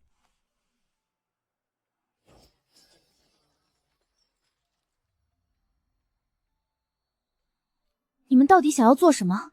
你们现在的行为是犯法的，知道吗？哼，我就算是把你拿去换彩礼，那都是应该的。你算什么？也敢这样和我说话？周周妹子，妹妹，怎么了？周周啊，这两个是你什么人啊？和你有什么关系？你这孩子，我们可是你的长辈，关心一下你怎么了？就是你最好别给脸不要脸。我们愿意关心你，那是你的福气。你要是不想和这群人打交道，我们直接走就行。你们俩算什么东西？她是我外孙女，我做长辈的过来看看她，难道还不行？长辈？哪门子的长辈？周周妹妹可没承认你们是她亲戚。不过我倒是见多了那些借着亲戚名义来打秋风，你们该不会是这种人吧？我们都是一家人，他父母的钱就是我们的钱，你有什么资格管东管西？我爸妈之前就说过，我没有任何的亲人。我爷爷奶奶在我很小的时候就去世了，我妈那边的亲戚也都死了。他不愿意和你们计较，只希望你们可以赶紧离开。如果再闹下去，我就让你们都进派出所里好好的反省反省。你算什么东西？我们赵家人的事情也轮得到你这个外人在这里说三道四？我是什么人你不必要知道，但如果你们想知道我有什么，大可以试试。哼，怕他们做什么？说的那么吓人，说不定只是纸老虎。兄弟，他们在质疑我们说话的真实性呢。我的手机被他给摔碎了。没事，看哥怎么给你出气。哼，妹妹拿着，看哥怎么给你出气。你们别弄伤了自己。放心吧，妹子，我们心里有数的。想要欺负我们的妹妹，也不知道他们哪里来的勇气。你们凭什么欺负人？哼，你们刚刚一群人围着欺负周周时，怎么没有想到他会不会害怕？像她这样没教养的丫头片子，在我们乡下说亲都没人要，只能嫁给寡妇。你凭什么打我儿子？狗嘴里吐不出象牙，打他一巴掌算是轻的。什么东西敢这样说我妹子？脸皮还真厚，打得我手都疼了。森哥，下次这种事情让我来，这种人10个我都不在话下的。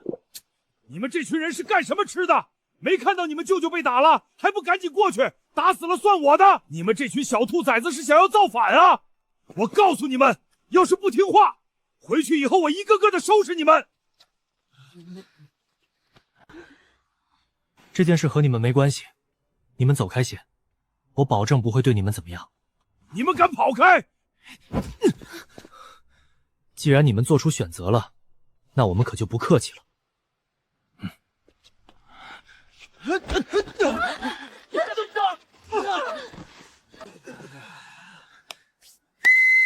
真菜！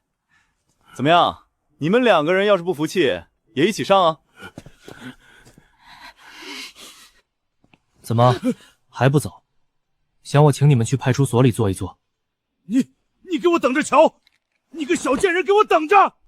别以为你妈不承认就不是我女儿，我们走着瞧。对，我们走着瞧。没事吧？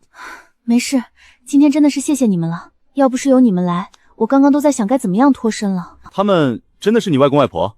应该是吧，但我妈说我外公外婆都死了，我从小都没见过他们。还好没见过，有这样的亲人可不是什么好事儿。确实，他们把自己捧得太高了。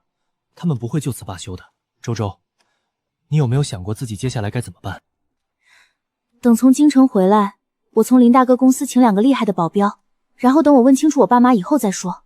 你爸妈不能随时联系上？我爸妈是在游轮上，信号不是那么好，算时间这会儿应该大西洋。没事，晚些我就让人过来保护你。我明天就要去京城，今天来了也没什么用。他们来了一群人，暂时应该是不会离开的。我看有保镖在你身边也好，或者你去我家住一晚，省得和他们打交道。没事的，只是手机被摔了，我可能还要去店里买个手机。我让人给你送来，很快的，等会儿就到。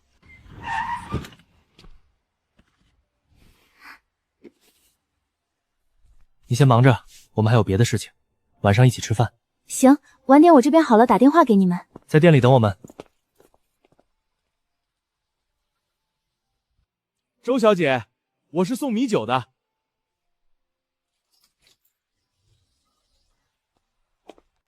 周小姐，我刚刚打你手机打不通。不好意思啊，我手机刚刚摔烂了，刚买了新的，在登录。要不是你先交了钱，我还以为你不想要呢。只要找到人了就好。我们米酒很正宗的，用的都是自家种的糯米，你喝了要觉得好，下次再来买。老板放心，要真是乡下的米酒，我喝了好还来你家买。这个是酒酿，免费送给你喝的，女孩子用来煮鸡蛋或者煮酒酿圆子都很好喝，甜甜的。谢谢老板，你真的是太好了。这个酒酿还有没有单独卖的？有。麻烦您再帮我送2000斤酒酿，我自己也想喝点。马上。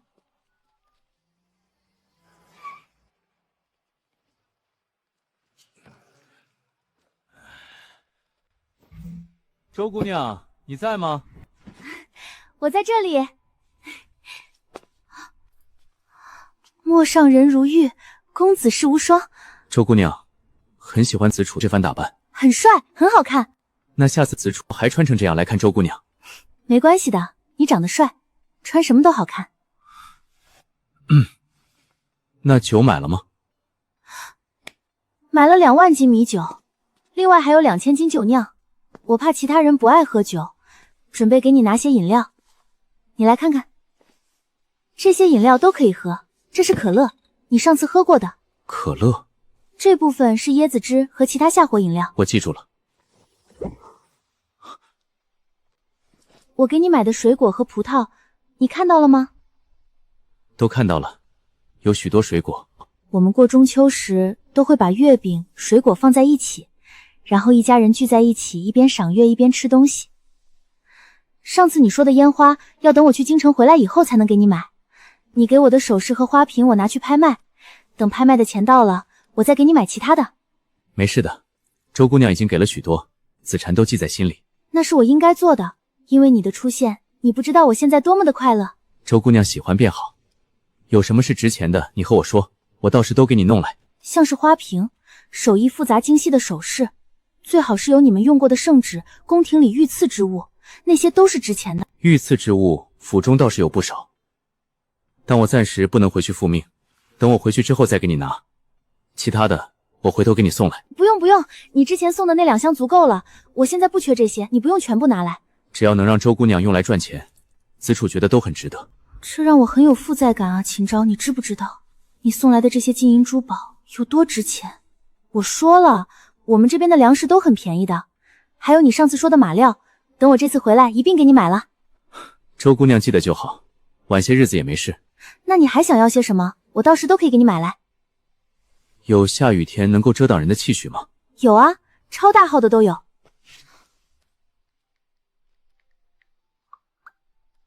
你看看，这些可不可以？这2种都行。需要多少？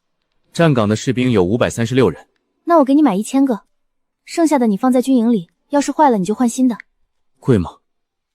真的不贵，你的那些金银珠宝真的很值钱，你就放心，如果没钱了我肯定会告诉你的，如果我没找你，那就说明我手里的钱充实得很。若是不够，你记得和我说。放心吧，2大箱的珠宝，就算是在你们那儿也是很值钱的。秦昭之所以担心，是因为他心善，不想给人造成困扰，可我也不想做那狼心狗肺之人。明明秦昭给的2箱珠宝足够他们军队1辈子的粮食，我如果还一直找他要，那就太缺德了。对了，我这里的很多零食可能会过期，你也带一些过去吧，我倒是进新货。这些东西都很贵。这些东西都有保质期，在我这儿临期食品是卖不出去的，到时候全部要丢掉，还不如拿给你，省得浪费。子楚替手下将士谢过周姑娘。好啦，我们都那么熟了，就别说这样客气的话。这些东西冬天擦手擦脚特别好，手不会皲裂。你要是觉得好用，我下次再给你多买些。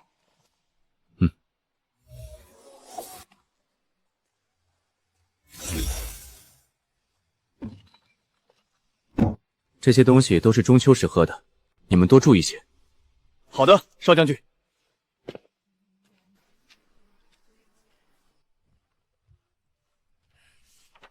又买了什么？周姑娘买了2万斤米酒和不少饮料。明日中秋，每人都可以喝一些。是吗？似乎许久都没有喝过烈酒，也不知周姑娘送来的酒够不够烈。米酒不算太烈，这会儿虽是秋季，可也担心其他几国的军队来犯，我们还是小心些。我们前线的探子说了，交界处还在下雨，下雨天赶来的可能性不大。我们军营的城门也不是开玩笑的，军营城门有39米高，这里是古越的重守之地，若是失守，敌军能直接攻进上京。之前你说周姑娘还能给我们军队供给很多粮食和蔬菜、肉类，是不是真的？是的，父亲。周姑娘明日要出去几日，过几日回来就会继续为我们供货，还会将马料拿给我们。她离开了，你还能联系到她吗？可以的，周姑娘给了我一部叫手机的通讯工具，即使相隔万里也可以通话。我可以给她打电话，也可以给她留言，她看到了就会联系我。这2日就会停雨，到时也不知道他们还会不会发动战争。何况其他几个部落也不是吃素的，他们都是马背上的民族，时不时的就骑马来这里骚扰一下，弄得人心惶惶的。父亲别担心，我们现在的情况已经改善了很多。周姑娘最近给的食物很多，孩儿在想，要不要将另外一座山也挖个山洞，以便储存新的食物。你安排吧，周姑娘若是愿意多弄些食物来，对我们边境的将士也好。倒是在东边挖些菜地，看看能不能种些粮食和菜，这样就可以大大的缓解军队压力，也能让士兵们吃饱饭。父亲放心，我肯定会和周姑娘说。若是周姑娘有好的种子，我们也就不需要那么担心了。周姑娘是个心地善良的姑娘，她一定会帮助我们的。话虽如此，如若他有什么办不到的，你也别有怨言。周姑娘为我们带来的东西已经够多了，不管是哪个国家，粮食都是一个国家的重中之重。若有一日连接不上另外一个时空，我们又该何去何从？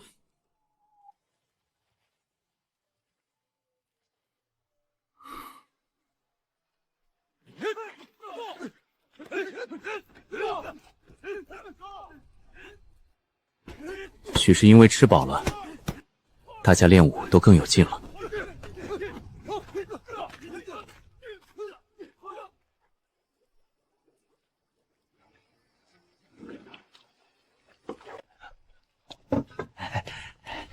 少将军，您有什么吩咐的？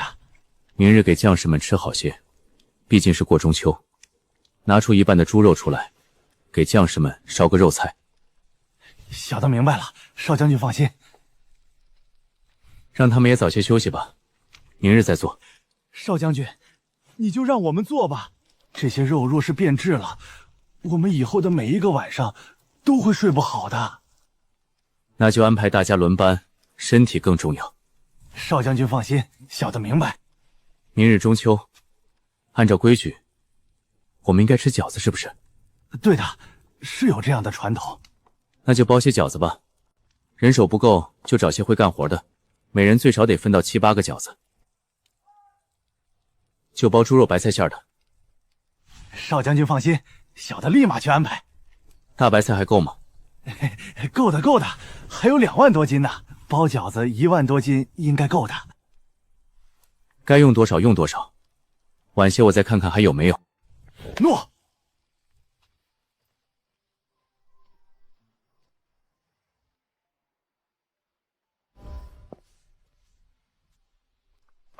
你不是回去了？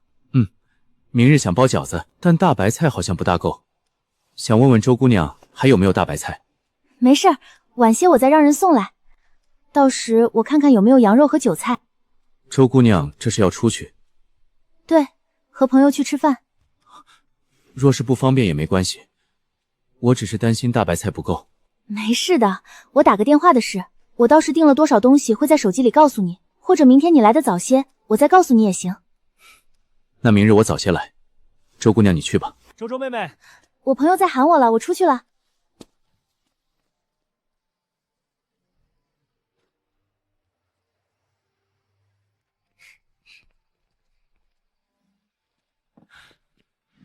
妹妹，到了京城，你到时可以去森哥家住，他家就是京城的，可是有四合院的。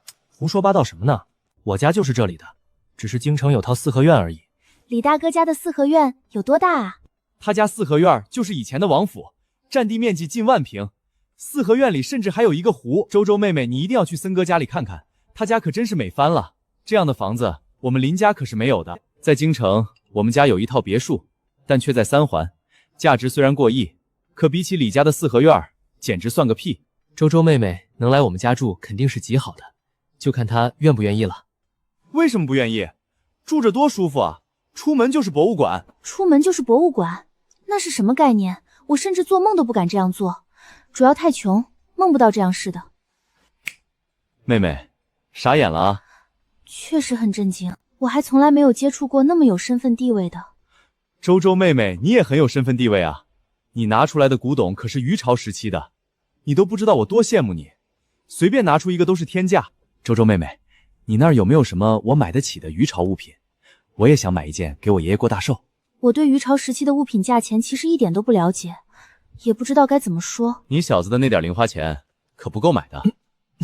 说的也是，一个铸币都得1000多万，其他物件更贵重，我估摸着我爷爷都舍不得买一件。那我回去找找，看看有没有什么可以送给林爷爷的。周周妹妹，我刚刚是开玩笑的，那么贵的东西就算便宜卖给我，我都得犹豫，送给我也不敢要啊。别理他，他刚刚就是开玩笑的。我是真的开玩笑的。周周妹妹该不会觉得我是个心机男吧？我可真是太冤了。我知道的，林大哥你别紧张，我相信你的。周周妹妹想吃什么？我都行，只要好吃的我都吃。这里的菜都是现摘的，但是外面蚊子多，周周妹妹要不要去看看？林大哥，你去吧，我刚好给供货商打电话。那行，我也去看看有什么好吃的。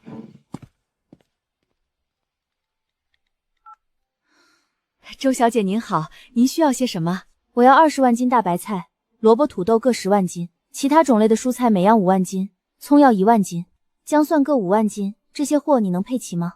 当然可以，再大的量我都可以配齐。凌晨3点我还给您送到仓库那儿去。好。凌晨能杀的猪都送来，最多不超过50万斤。对了，你有没有认识卖羊的？我想要买一批现杀的羊。周小姐，我姐夫家在山里有几百头羊，成熟的应该也有不少。你要的话，我打电话给他，在天亮前给您送一批过去，行吗？好，麻烦到时候全部帮我打包好，送到今天的仓库。买完这些东西，手里的钱也不多了，但这些东西起码够秦昭的军营吃上10天半个月的。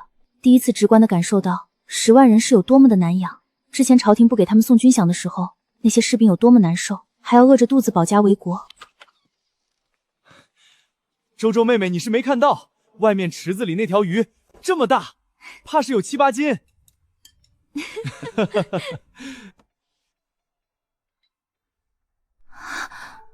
3个人吃顿饭花了1万多，虽然我有钱，但花着还是心疼啊！我可真是穷人乍富的典范。这仓库黑漆漆的，好恐怖。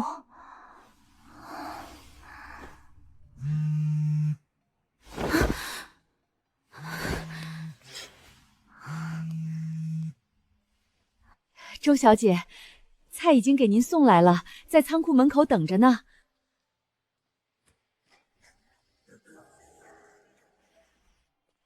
周小姐，空心菜今天没收到那么多，少了2000斤，不过冬瓜多了不少，您看行吗？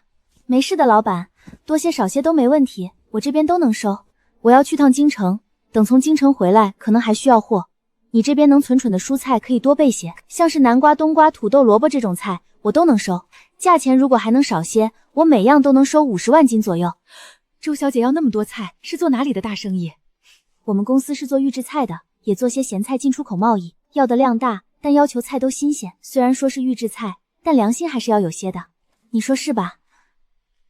是，周小姐说的是。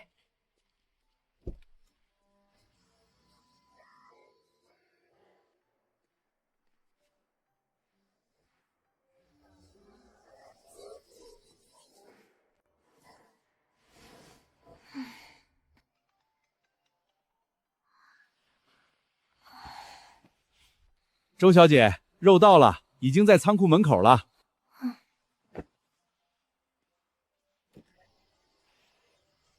走稳了啊！你们连夜帮我把这些肉处理好，辛苦了。货款多转了1万，当做辛苦费，下次还要麻烦你们。周小姐，您太客气了。周姑娘，你回来了。你怎么来的这么早？我刚收了149万斤蔬菜，27万斤猪肉，13000斤羊肉，猪杂和羊杂都装好了，全部洗得很干净。你倒是拿出来再过一遍水就可以了。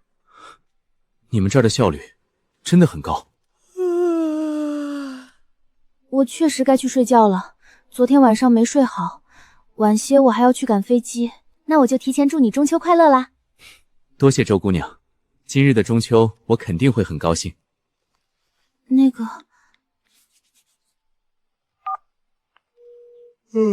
周周妹妹，一大早你怎么给我打电话了？林大哥，我想问问你，有没有认识卖烟花的老板？要马上就能把货送到我便利店这边。烟花肯定有，但现货不会太多。你想要多少？我现在就问我朋友。我想要好看的，贵些没关系。仓库里有多少，给我送多少吧。我朋友说他们厂里积了750万的货，如果你全要的话，全都给你出厂价。可以。烟花有着落啦，但这批烟花不算多。今晚中秋，你可以和你的将士们一起看烟花。好。你先回去把蔬菜和肉拿出来，肉不用全部拿出来，你那儿的天气应该放不了多长时间就会坏。先拿出一些包饺子，其他的都放在空间里。把蔬菜先拿出来，晚些我好把烟花收进去。好。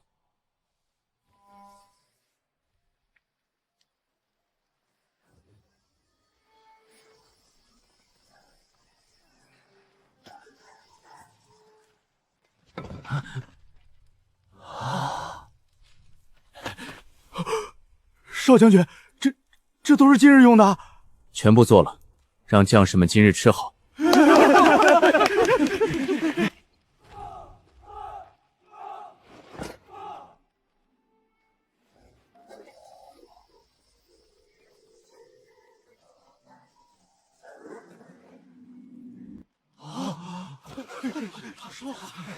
仙女又给我们带来这么多蔬菜，看这些量，足够我们吃几个月的。先将绿叶菜全部吃了，放得住的蔬菜后面吃，这样就不会坏掉很多。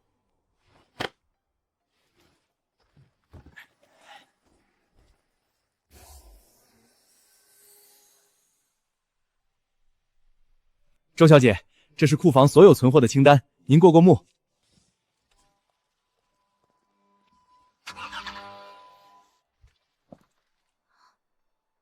我以为你不来了，还担心你到时不会放烟花。焰火我放过的，只要将引燃之物点着火即可。你要会的话，我就不用教你了。我想睡个回笼觉。周姑娘近日为了子楚的事，来回奔波，很是辛苦。那子楚便不打扰，那些粮食和菜足够将士们吃上许久。周姑娘可好好休息。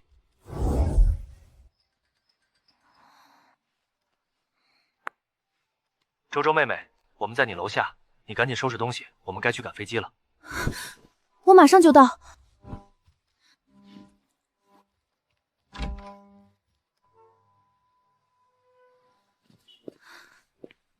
李爷爷好，李叔叔好。丫头，你怎么看起来恹恹的？是哪里不舒服吗？李爷爷放心，我没事，就是昨晚没睡好，补了个觉还没睡醒。这样啊，我在京城认识个厉害的中医，等去了你在家里住下，我让老中医来给你把把脉，看看是哪里不舒服。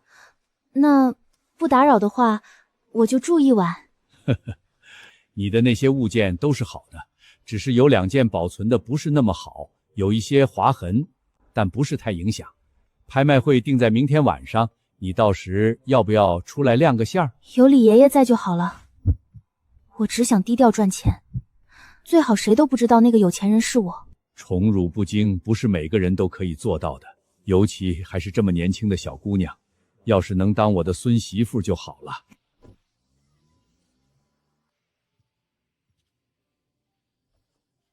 李先生，周小姐，你们想要吃些什么？给我1瓶矿泉水，给我妹妹上1份牛排和甜点，1扎鲜榨果汁。李大哥，你怎么知道我没吃饭？你不是刚睡醒吗？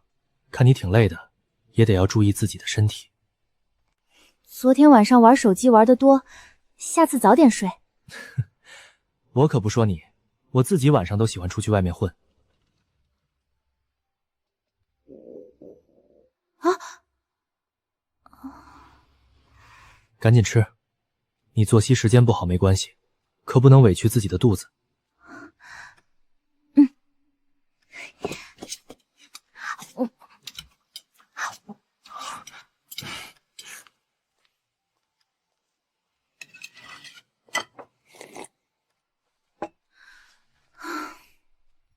没吃饱，一会儿下飞机再吃点别的。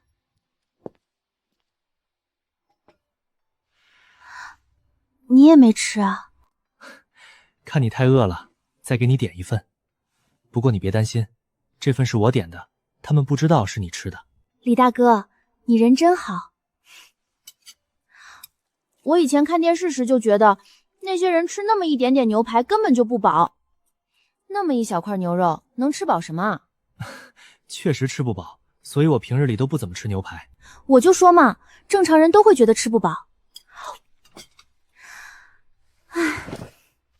你不喜欢自拍？不大喜欢自拍，我自己长什么样我又不是不知道，何况拍照需要多长时间，随便比个耶就拍完了。难怪别人的朋友圈都是精装修，只有周渊朋友圈的图片连 P 都不 P。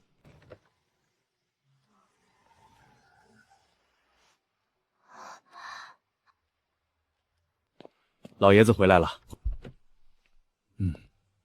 管家，周周是我的贵客，将兰园收拾出来，让丫头住下。老爷子竟然让我收拾出兰园给周小姐住，那兰园是府里未来女主人的住所。老爷子这是……好的，老爷子，我马上就让人把兰园打扫干净。兰园是我们家未来女主人住的地方，爷爷该不会是想要把周幽妹妹给我做地母吧？丫头，你先在大厅休息，一会儿让严森带你去兰园。好的，李爷爷。那你有事就吩咐严森，我和你叔叔去书房处理些事儿。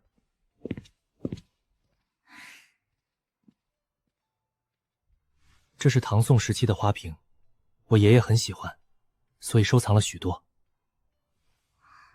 你面前这个是孤品，之前还借给博物馆展览过。真有钱啊！你余朝时期的古董比我们这儿可值钱多了，你要是不想卖出去，也可以借给博物馆展出，那边会给你一笔租借费，可以为你赚钱。古董到时还是你的。想不到还可以这样。那是自然。古玩界其实还算好，没有别的圈子那么乱，但你别私人出借，虽然费用高，但转几手以后，是不是真的就不好说了，而且还不安全。要不要去外面走走？我带你四处逛逛。好。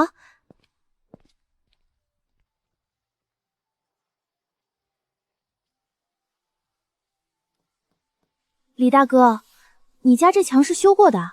是修过的，原本的墙没有那么厚实，爷爷在墙面里全部嵌入了钢板，和地下室的钢板衔接，安全系数特别高，即便是大炮轰过来也不能移平。那可真结实，真有末世来了，你们都不带慌的。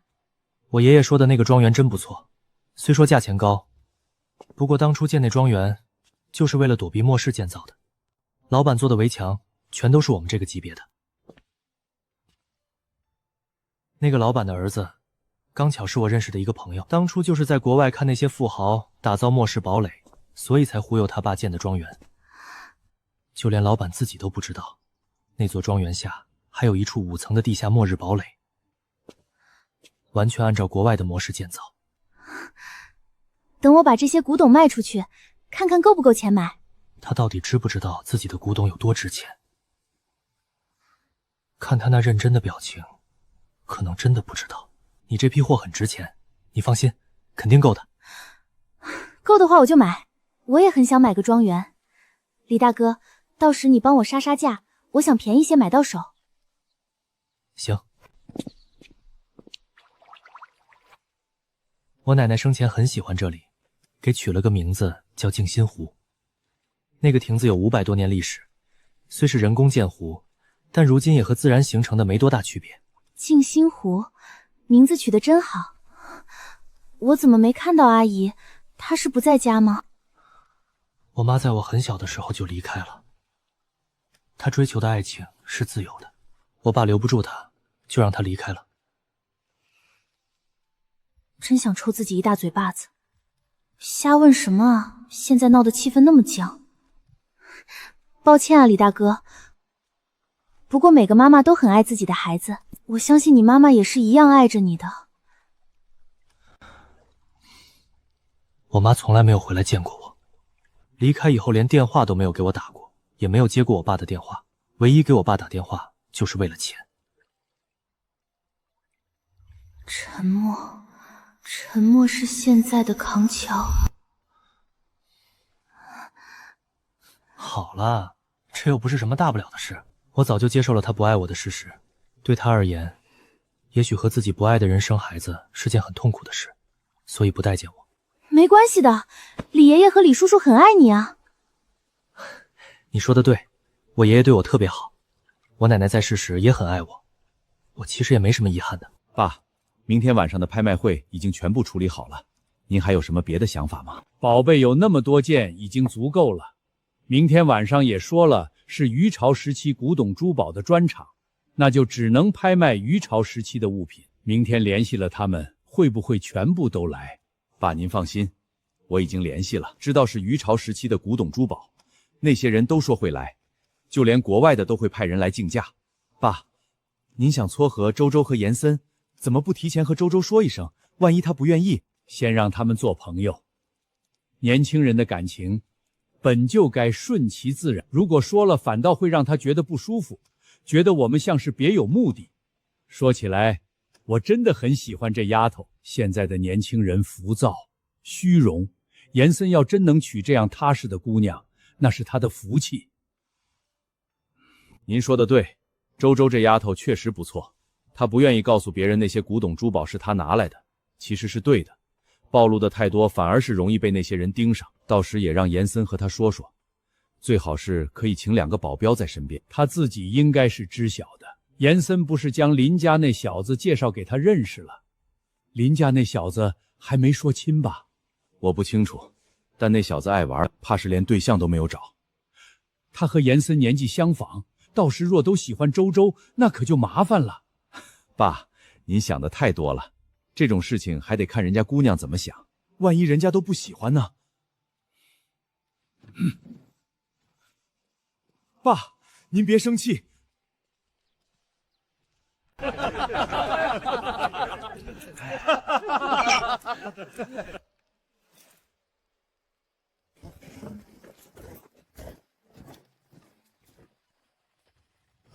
这些年战争导致各国纷争不断，民不聊生，可却没有任何办法阻止这样的战争。周姑娘若是可以供给军队20年军饷，我就不信这20年的时间，即便不能让4国7部落全部归顺，那也能成为一国霸主，能让古越所有的百姓都吃上饱饭。若是周姑娘真有那么多种子，我相信5年内，古越国的百姓能摆脱温饱问题。哎呀！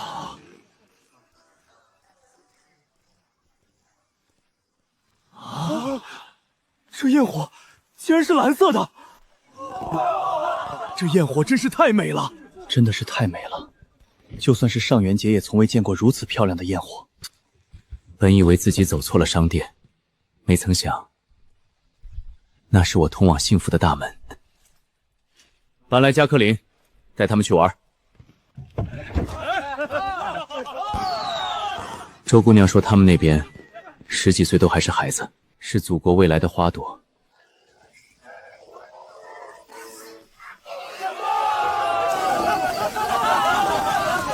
太平盛世的生活原来过得那么好，其实我们古越国的那些贵公子们过得也是那么好，难过的一直都是那些贫苦百姓。爹，您要不要过去试试？这加特林的烟花特别美。周姑娘说他们那边逢年过节都喜欢玩这个。算了，让那些孩子们玩吧。你刚刚去找了周姑娘。周姑娘说她要出远门，但他们那边出远门的交通工具很方便，1000里的距离只需1个时辰左右就到，还是在空中飞的。可惜父亲不能和孩儿一起进便利店，不然孩儿肯定给父亲看看我们的后事，过得有多幸福。你若是可以在那世界生活该多好。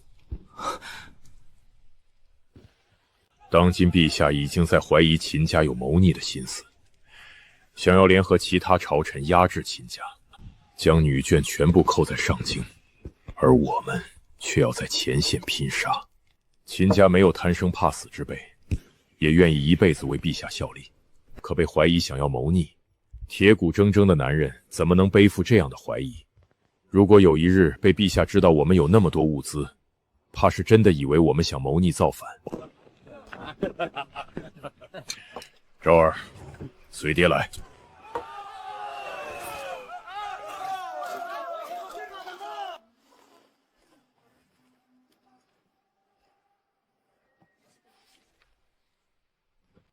原本不想告诉你的，但爹觉得你现在也是个能够承担事的男人了，是时候该知道一些事了。爹，陛下真是太过分了。爹告诉你这件事，是想让你知道如今的形势。当今陛下正值壮年，膝下皇子众多，可太子才12，却已经展露出暴君本性，他甚至比陛下更加狂妄。太子像陛下，不会是个好天子。这几年我们也得打算起来，若是太子真的不堪重任，我们得找个合适的皇子继任大统。既然陛下觉得我们狼子野心，那我们也该为自己谋划新的出路。爹，您不是和我说，我们只需要打仗，其他的不需要管？爹自是希望你可以继承爹的位置，保家卫国。可若那个人不值得，我们也不必墨守成规，一直死守着不放。我们秦家人可以战死沙场，却不能因为那些莫须有的罪名而亡。爹，您说的没错。当今陛下若是色令智昏，那倒不如换个勤俭正直的新帝。你知道便好。当今陛下也不傻，他需要我们秦家镇守边关，是不会做出什么太过糊涂的事。我们也有时间慢慢布局，与其靠朝廷供给，不如自给自足。只要有种子，我们秦国军也没什么可担忧的。何况有周姑娘这个靠谱的盟友在，我对未来生活还是很有盼头的。孩儿愿意支持父亲所有决定。走吧，再去看会儿烟火。爹已经很长时间没有见过那么漂亮的烟火了。孩儿已经准备了些，日后找人运回上京给娘。娘最喜欢这样好看的烟火了。